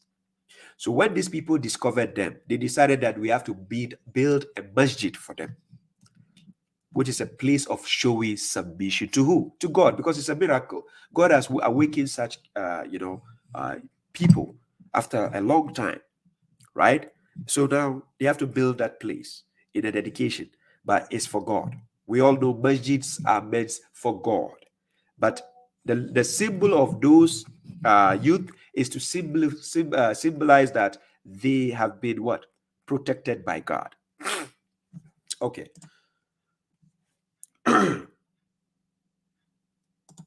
Yeah. So the further question is, masjid is not meant for 5 daily rituals or 5 daily salats or whatever. It's not there. God never, throughout the Quran, no scholar on earth can pinpoint to you in the Quran where God says the masjid is where you do 5 daily salat. No. This is the invention of the modern day Muslims, right? They said, oh, masjid is mosque is the place we do 5 days. You are a liar. It's not there. You come. You, the mushriks, come. Correctional officer is waiting for you. We'll see. Come and prove to me where God says, the masjid you have set up today, this modern day. And by the way, this modern day masjid you are seeing, the place of worship you are seeing, they are corrupted, right? I would advise, if you are a believer in God alone and you want to follow the word of God alone, don't go in such masjids. They are corrupted. It's either belonging to a Sunni, a Shia, Ahmadiyya, Tijaniya. Then what they do is they form their own religious dogma and they follow. So beware, right? Beware. Anyways, now coming back to the question, so they build this mosque as a place of, showing submission to God, because the act of sajada is to show your submission to God, right? So now, she said in Quran chapter 2, verse 187, Allah says that men should be intimate with their wives. I shouldn't be intimate with their wives in the masjid. Now, in the schools, in the libraries, I watched a movie. Was it a movie or a comedy? That people went to the library to go and have intimacy there. And then the sticker was put on the wall that this place is not for lovers. Now, I know it will sound upset for some people when God is cautioning us and say no-go area. You can Google it. You can check on the news. People have gone to the mosque to even rape women. A woman is sleeping, or somebody try to rape or sleep with somebody, or try to take their lewdness act over there. Remind you, it doesn't mean the mosque you are seeing or a place of showing submission that everybody who comes there is actually a believer. No. We have people who go there with their corrupt moral attitude there because they lack ethics. So they will go there with their corruption. Now, this is one of the reasons you see some of the masjid, they have segregation to avoid such things. We have people who are perverted in the head, and they will do such things. So God, knowing you and I, he decided to put that restriction. It doesn't mean he means that the believers have that mindset. Just like he told the believers, do not approach the salat when you are intoxicated. It doesn't mean he's saying the believers are going to be drinking alcohol. But however, there's an exception. Because there could be somebody who is now approaching faith and he's trying to be a believer, but he has this perverted mind or corrupted mind of drinking alcohol or be intoxicated. So now God has to put, he's the knower of the unseen. He has to put certain limits to tell you which is the limit. So if God says, do not go and have intimacy. Let's say I'm the imam of a masjid, right? And I decided to stay over in the masjid alone. So let's say my wife visited me, and then she joins me, and then we are in the masjid alone. Nobody is there. We decided to close the doors because God never said, hey, do not do anything there. He never said anything. For instance, he never said, do not do that. So are you saying we can just be in the mosque and do that? No.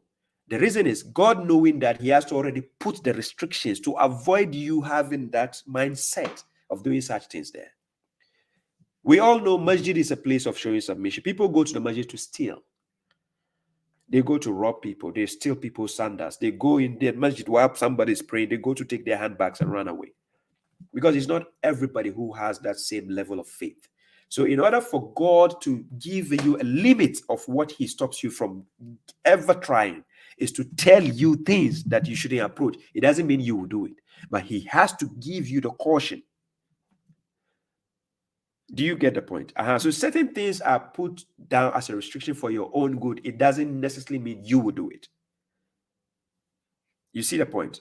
So everything God gives us is simplicity. It's looking beyond you. It's not just you. It's looking beyond you. If you go to Quran chapter 5 verse 87, God actually told the believers that do not prohibit what God has made lawful for you, including the prophet himself. But later on we saw in Quran chapter 66 verse 1, the prophet actually prohibited what God has made lawful for him, seeking the satisfaction of his wives. He did it for himself, even though God says do not prohibit what God has made lawful for you. Quran chapter 5 verse 87. So sometimes it's not only about, oh, why would God say we shouldn't have intimacy in the mosque or a place of worship? Who will do that? Yeah, you might not do that. You might not do that. You see what couples do. You check on the internet. You even see couples having, intimacy outside in the buses, in the trains, in the, terminals, in the subways, we have people who have perfected conscious or mind state, regardless of if they are approaching faith or what. You don't know how corrupted they have it in the head. So this is for our own good to put a restriction that building there, it is not for your entertainment's sake. It is dedicated to God. So leave it in a sacred form as it is. That's the wisdom behind it. And also, she said, but modern day masjid are gender segregated, and no sane person will dream of doing that. Yes, sane person will not do that. Yes, it's true. But when laws are implemented, it's not about who is sane and who is not. When laws are implemented, for instance, when it says don't put the trash here, they know that sane person will not put the trash there. But the reason is the law has to be there because some people are insane. Just like we see the mushriks. The Quran says it's sufficient. They will tell you, no, you have to come and follow the sunnah. Sunnah, if you don't follow the sunnah, you are a kafir. You understand? You takfir you. So these are some of the concepts. And then she says buildings with narrative we call masjid. Okay, this modern day masjid you see, I don't actually see it as a pious masjid. If you go to Quran chapter 9 verse 107 and you read up to 109, you will see that it's not any type of masjid you a believer have to even stand in. Me as a believer, it's not any type of masjid I go. The moment you tell me this is a Sunni masjid, I will not go there. Tijaniya masjid, I will not go there. Ali Sunnah, Shia masjid, I'm not going there. What am I going to do? After you tagging the masjid and giving it a name and a group? No, I'm not going there.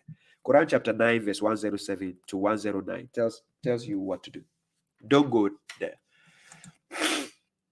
And the last part of a question is saying, so what is Allah referring to here? What does the word masjid really mean? Really mean in a simplified form is a place of showing your submission. So whether you want to show your submission by prostrating, that's up to you. Standing, that's up to you. Rukuing, that's up to you. Calling on God alone, that's up to you. You understand? The example is in Quran chapter 72, verse 18 to verse 20. You see how the Prophet did. Is there.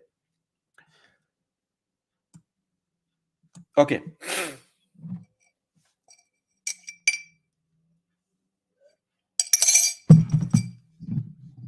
Now, what did I miss? Let's go to general question and answer, right? I'm done with the 3 questions of today. And that's 1 hour, 40 minutes. I'm going to 2 hours. Exactly 2 hours. Kindly let me go and get some rest. Exactly 2 hours, please. You give me the chance to go, right? So let me go throughout and see some of the things I've missed. Yes, Salam Mohammed, Junior Butler. You're welcome. Balogun says, also, how about having a special room strictly for showing submissions to God in my building? You can do that. And that is what we call mihrab. Zachariah had it. In Quran chapter 3, verse 38 to 39, Zachariah had mihrab. David, Dawood, he also had mihrab. Chapter 38, verse 24. Yes, verse 23 to verse 24 going down. He had also mihrab, a sanctum. Maryam also had mihrab. You start from chapter 33, verse 36 downwards. She had mihrab. It's a sanctum. You can have it in your house, like where you privately call on God. Even in the ancient times, our forefathers or our great-grandfathers, they also had the private rooms where it's a sacred place where they go to call on God privately. Nobody will disturb them, right? So mihrab is allowed. You can have it. We call it mihrab. It's a sanctum where you call on God privately, right? You can have it in your house. It's allowed. And still, that will be your masjid. That is your own private masjid. But the reason why we say masjid is more like a place you go where you understand people are there. He says, how about mosque built in Nigeria? Well, I don't recommend that. Masih Muslim says, language of the Quran is pure, and then we see Allah Ta'ala purifying Hazrat Maryam in. Has God purified anyone else in the Quran before conception, and why?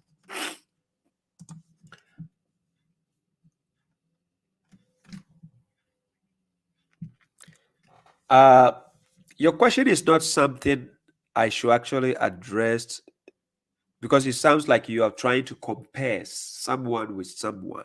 I don't see this as a benefit of increasing you as a believer, right? So let me skip that.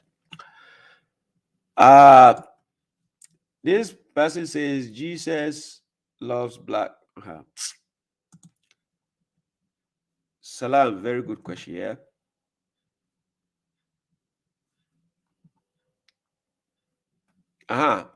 Kamal says what? Okay, serious question now, Baba. Concerning hadith, and they claim they tested the people in the chain of narration for being truthful. My question is, how were they tested for the truthfulness? What was the process? It sounds impossible to do today, let alone 1,400 years ago. What was the test for truthfulness? Kamal, this is a question we should ask the mushriks. Not me. I'm not the one to give you the clue on how they do the testing, right? They test by seeing somebody trying to give an animal, He says he was trying to give a livestock something and he cheated the livestock, and then they said this person cannot be truthful. So that means when I do I concoct a white lie to my son or my daughter, it means I cannot be trusted with hadith books as well. So beware of trying. You have to beware of the correction officer. Yeah. Osman says, they call me Satan because of saying there's nothing like, yeah, they will do that. The mushriks are always like that. They like tagging people, calling them names and whatever have you. What are the questions I've mixed? Okay, the number is there. You can call on WhatsApp if you want to call to ask your question. You're welcome. And I can send the link, the invite if somebody wants to join. Let's that is the link. If somebody wants to join as a guest, you are welcome. I put the link there, correction officer, for those on YouTube and also Facebook. I don't know if they can see the link I put there. That is a link if you want to join as a guest. And for those on TikTok also, you can call if you want. I don't know if I can amplify that sound somehow. Yeah, Salam Haj London, you're welcome.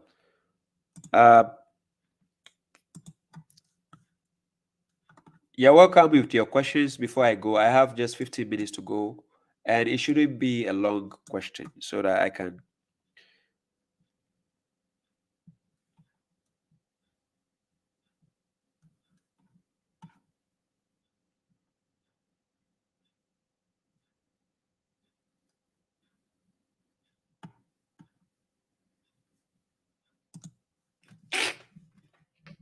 Yeah. Oh, Robson says, where does God guide a person? When? And when does God guide a person? God guides a person through reflection. We saw the story of Abraham alayhi salam. When you go to Quran chapter 6, verse 75, you start reading downwards. You need to use your intellect, right? So I take you to Quran chapter 10, verse 99 to 100, right?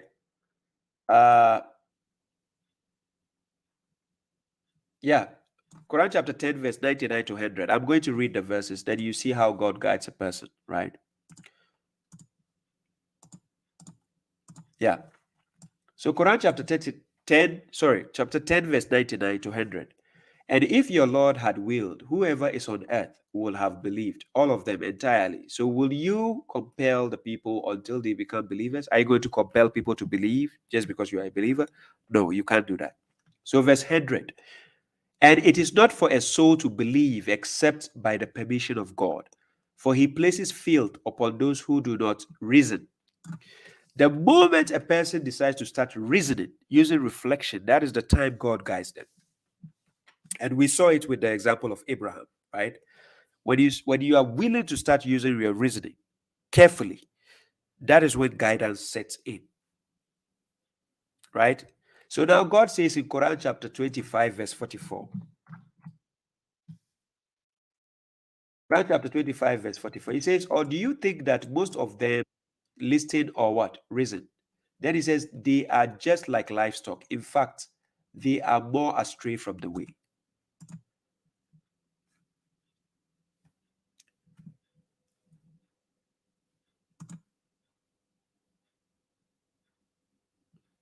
Ashraf, he says you have to connect a mic before you can join me. Ashraf, you don't have a mic. When you try to connect it will not come. So you have to switch on your microphone or put on a mic before you can join. If you join it, you cannot speak. It will not show. Right? So the verse I just quoted, or do you think that most of them listen or reason? Now, in a classroom, academically, when a student actually listens and reasons, he becomes a good student. Because he listens to the teacher and he can reason and he knows how to ask questions and then be guided. If you go to any event and they are giving a speech, you just keep quiet and listen. You get the benefit of the information or instructions. If you are in a bus, if you are in the train, if you are in the aeroplane, and then they are given an instruction, kindly keep quiet and listen. You benefit. And that's exactly what the Quran tells you. Quran chapter 7, verse 204. Right? When the Quran is being recited, is being read, you have to listen to the hearken to it, and then pay attention. Then you may attain mercy. So in every aspect of life, you have to listen in order to reason. So God says, do you think that most of them listen or reason? Then he says they are just like livestock. In fact, they are more astray from the way. So whenever we are talking to a person who doesn't want to listen to you, that person cannot be guided. So the moment we start reasoning, that is when God guides us. So that's when the guidance starts. Greetings, Boya Koguman. So let me check the questions on YouTube.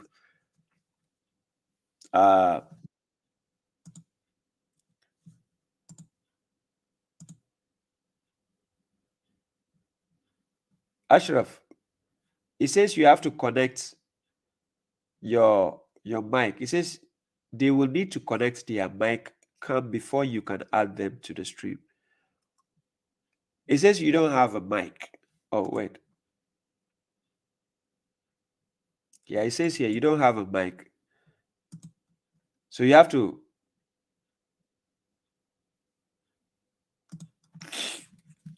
reconnect again and come. So Loyola Josh says, Baba, please explain this verse, chapter 9, verse 1. Okay. Chapter 9, verse 1. That is Surah At-Tawbah. And this verse, I spoke about it in my lectures concerning the sacred months, right? Oh.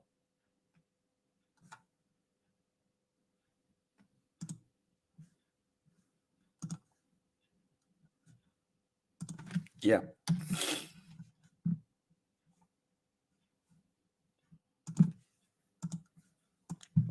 Quran chapter 9, verse 1, it says a permit. When we say barat, we are talking about a pact, like a permit, a permission for something. Barat, if you want to know it's about a pact, a permit, you go to Quran chapter 54, verse 43, right? So it says a permit from God and his messenger to those who have made an agreement with you, the believers, among the mushriks, that is the polytheists or the idolaters, right? So it was a pact between the believers and the mushriks, right? The believers and the mushriks. So it a pact from God and his messenger, because when God gives a legislation, it has to come through the messenger, right? So it was a pact, an agreement, a permit coming from God, because the believers and the mushriks have to sign an agreement where they will not fight, like for 4 consecutive months. So when you read up to verse 2, then it says, so travel on earth for 4 months and know that you, the polytheists, cannot cause failure to God, and that God will disgrace the disbelievers. So that is the agreement. That is the permit. The permit is to have freedom of moving around.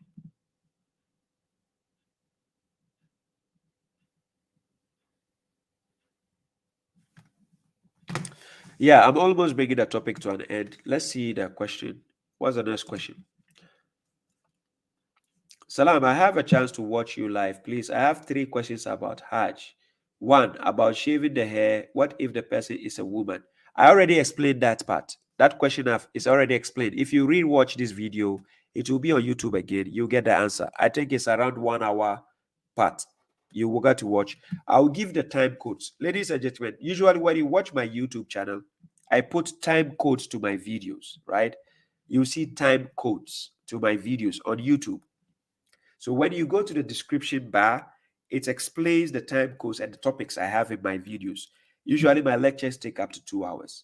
So when you check in the time codes, it gives you the definition of the topics I have in the videos, where you can actually You can actually see the topics you want, and then you access it easily, right?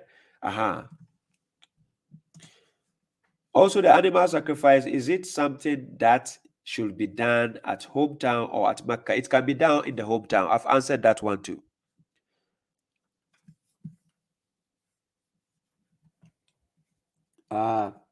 Robson, 1987, it says there is what? Okay.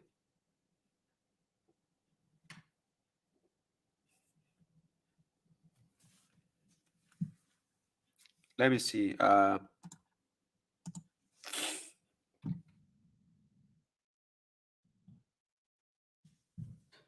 Robson says chapter 19, verse 87. It says there is intercession, and chapter 6, verse 51. God says no intercession. Yeah, I think you've misunderstood the concept. It doesn't say there's interception.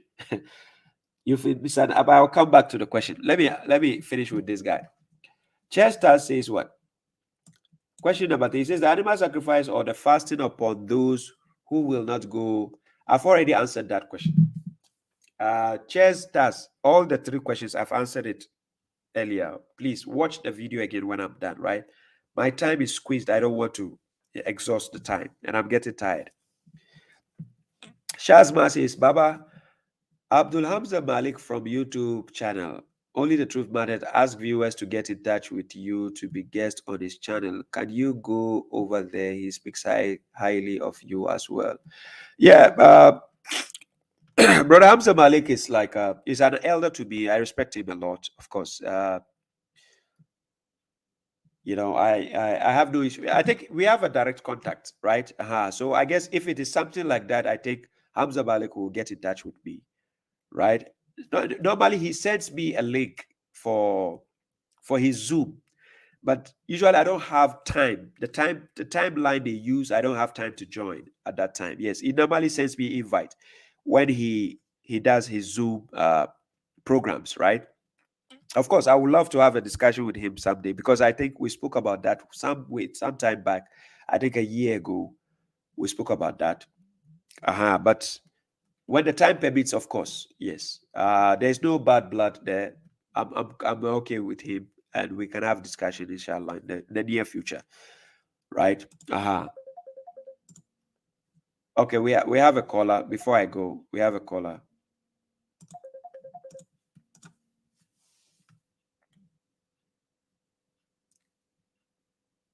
Yeah, salam.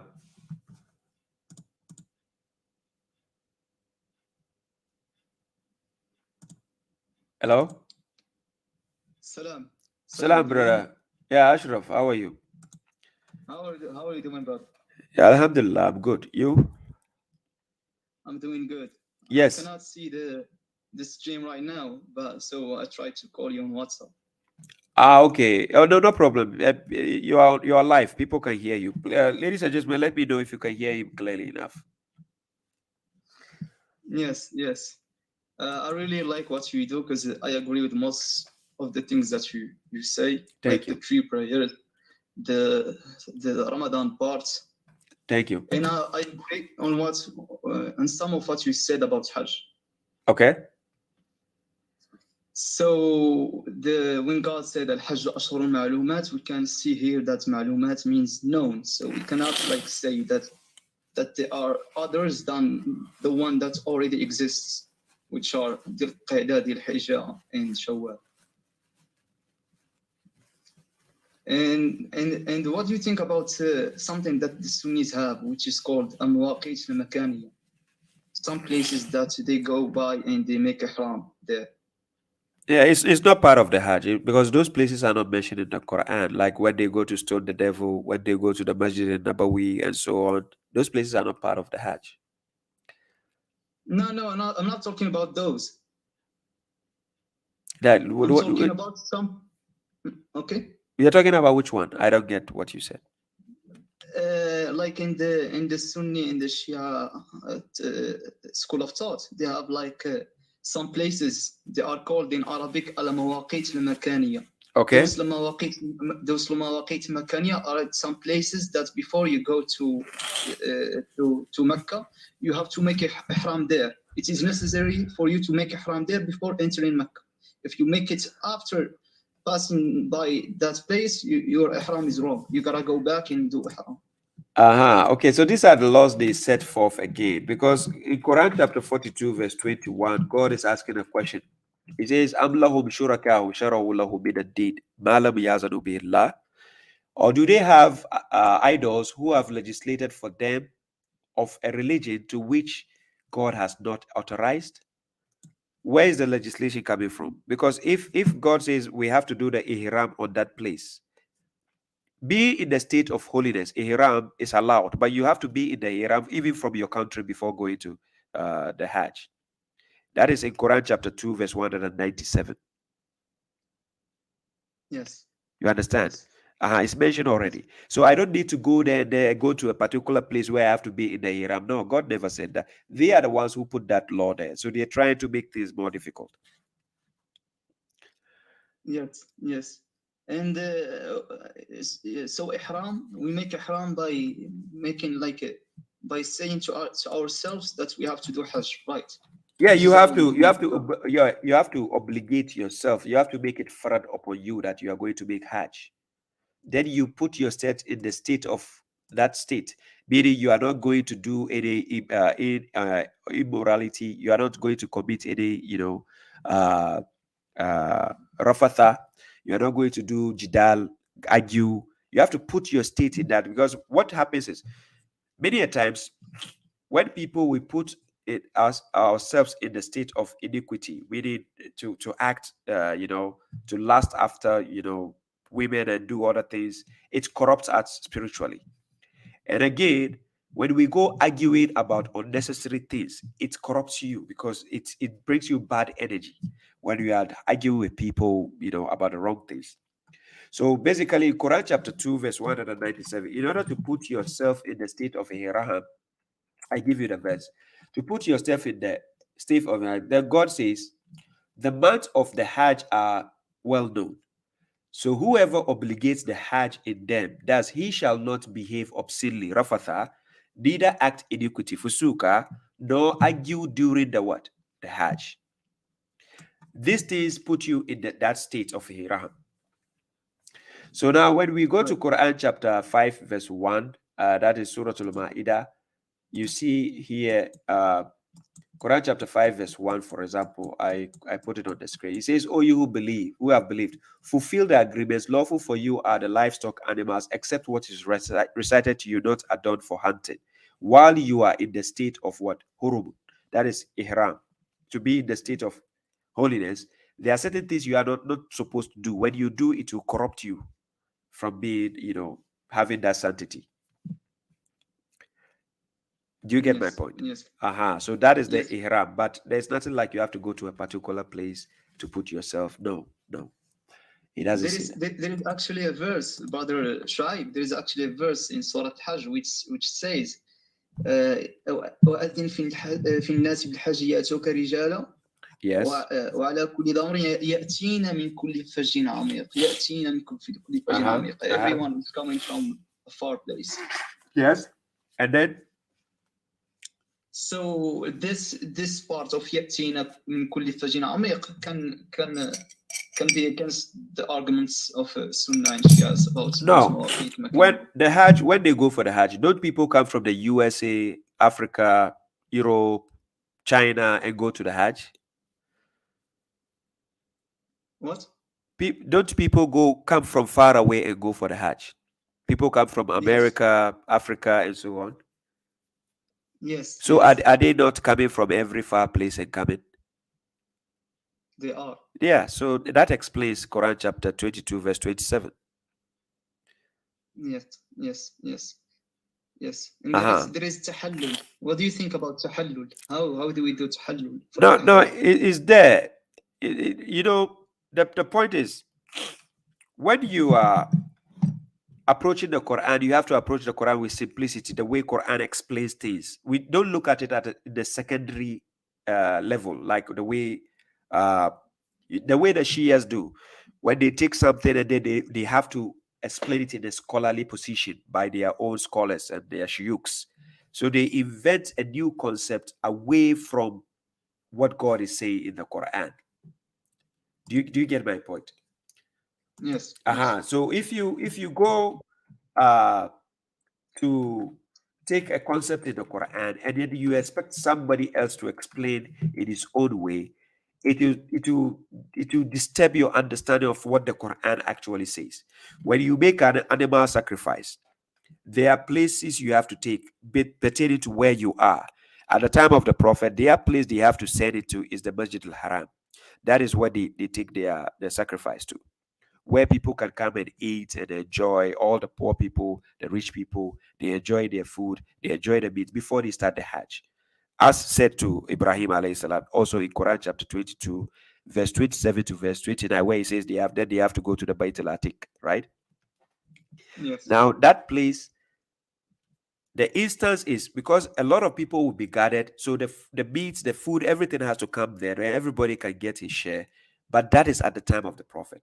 But meaning, if I am based in Ghana and I have to now go, I have to make sure I satisfy my people, do the sacrifice, get everything spread out, people will get the meat, then I'm ready to go for the Hajj. Do you get the point?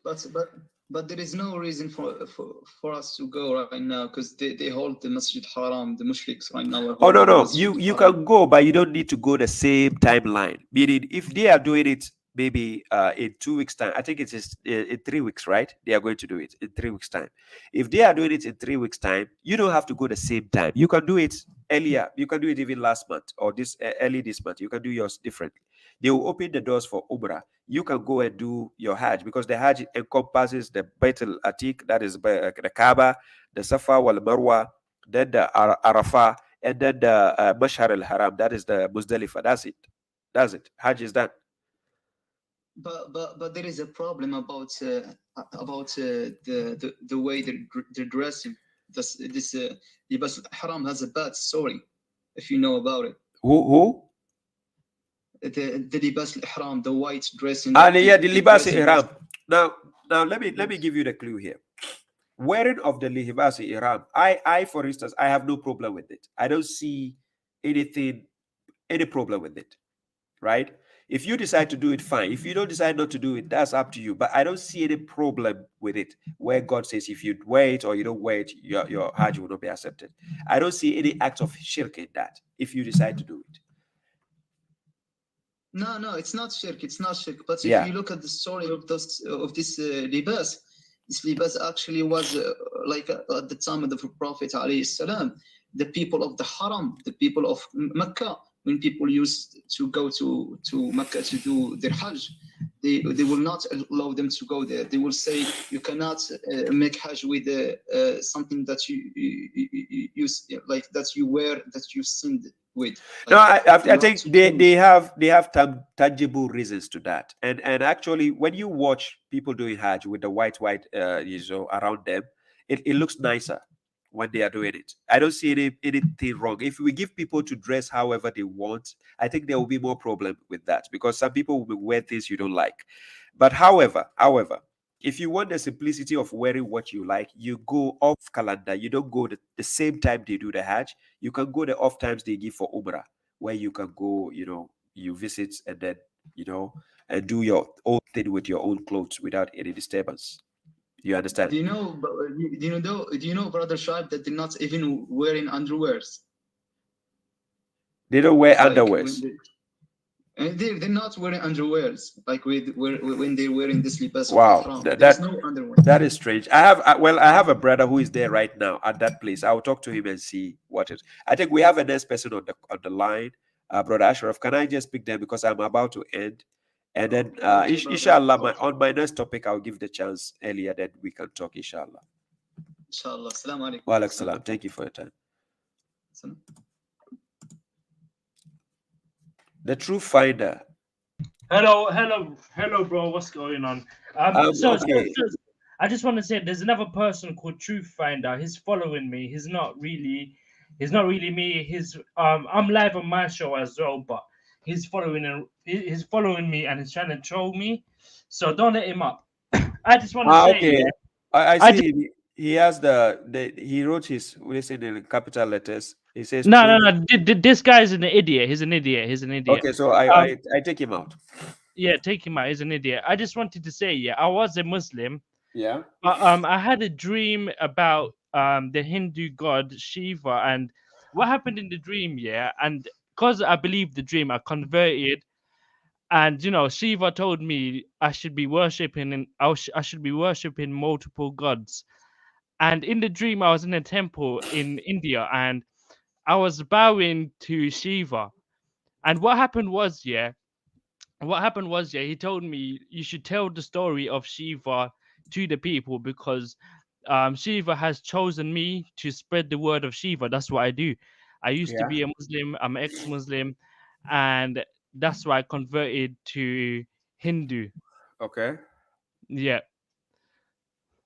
And people were saying it was probably the shaitan, but I was like, no, no, no, no, no, no. This dream was real. It's actually true, and I believe it. Yeah, I don't see any problem with what you want to believe. You understand? Oh, no, I'm just joking around. I'm really Muslim. You are a Muslim. Yep, Okay. I'm a Anyways, Muslim. I'm about to end the program, my program. If you don't have any question to ask, then I just need to pick Yeah. up the next caller, then I can end the program. But it was nice talking to you anyway. Yep, it was nice. Anyway, I just wanted to Yeah. see a reaction. I like getting a reaction out of the dawa people, the one that give dawas. I want to get a reaction out of them when I give this stupid story. Okay. You know, I But understand. this, I don't have this- usually have issue with people what people believe in. Yeah. If you want to yeah, believe in something, I think you are free to believe. I don't see why people will just get upset and say, "Hey, you are a kafir, get away." No, no, no, no, no. yeah, It's your personal choice. You understand? yeah, So if you believe, that's up to you. But yeah. if we have to have a logical discussion, then I know how we can take the conversation too. But like I said, now I'm ending the program already, so I don't want to prolong the issue. So maybe next time we can get in touch and then we can speak. Okay. inshallah. Bye. Yeah, thank you. Peace. Yeah. So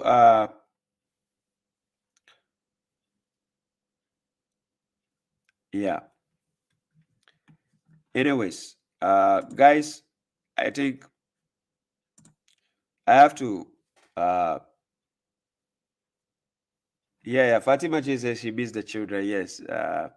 The children, the kids, they are with their mom at the moment. That's why you don't see them on my lecture. They are with their mother at the moment. Uh, uh, oh my God. Yeah. Yeah, Ashraf, I blocked them out. I took them out, so they will not disturb. Uh-huh. Saidu Abdul Bazi says, just loving the lecture. Thank you very much for the support. For those on TikTok, if I am not able to see your questions, pardon me. And truth of the matter, I see you. Salam, brother.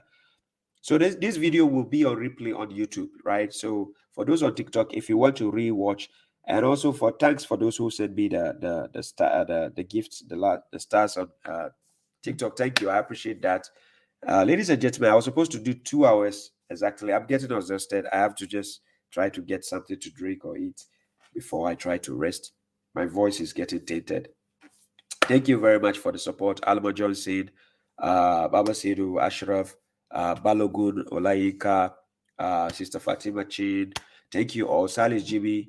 If you are not here, maybe I know you are sleepy, but I know you watch again.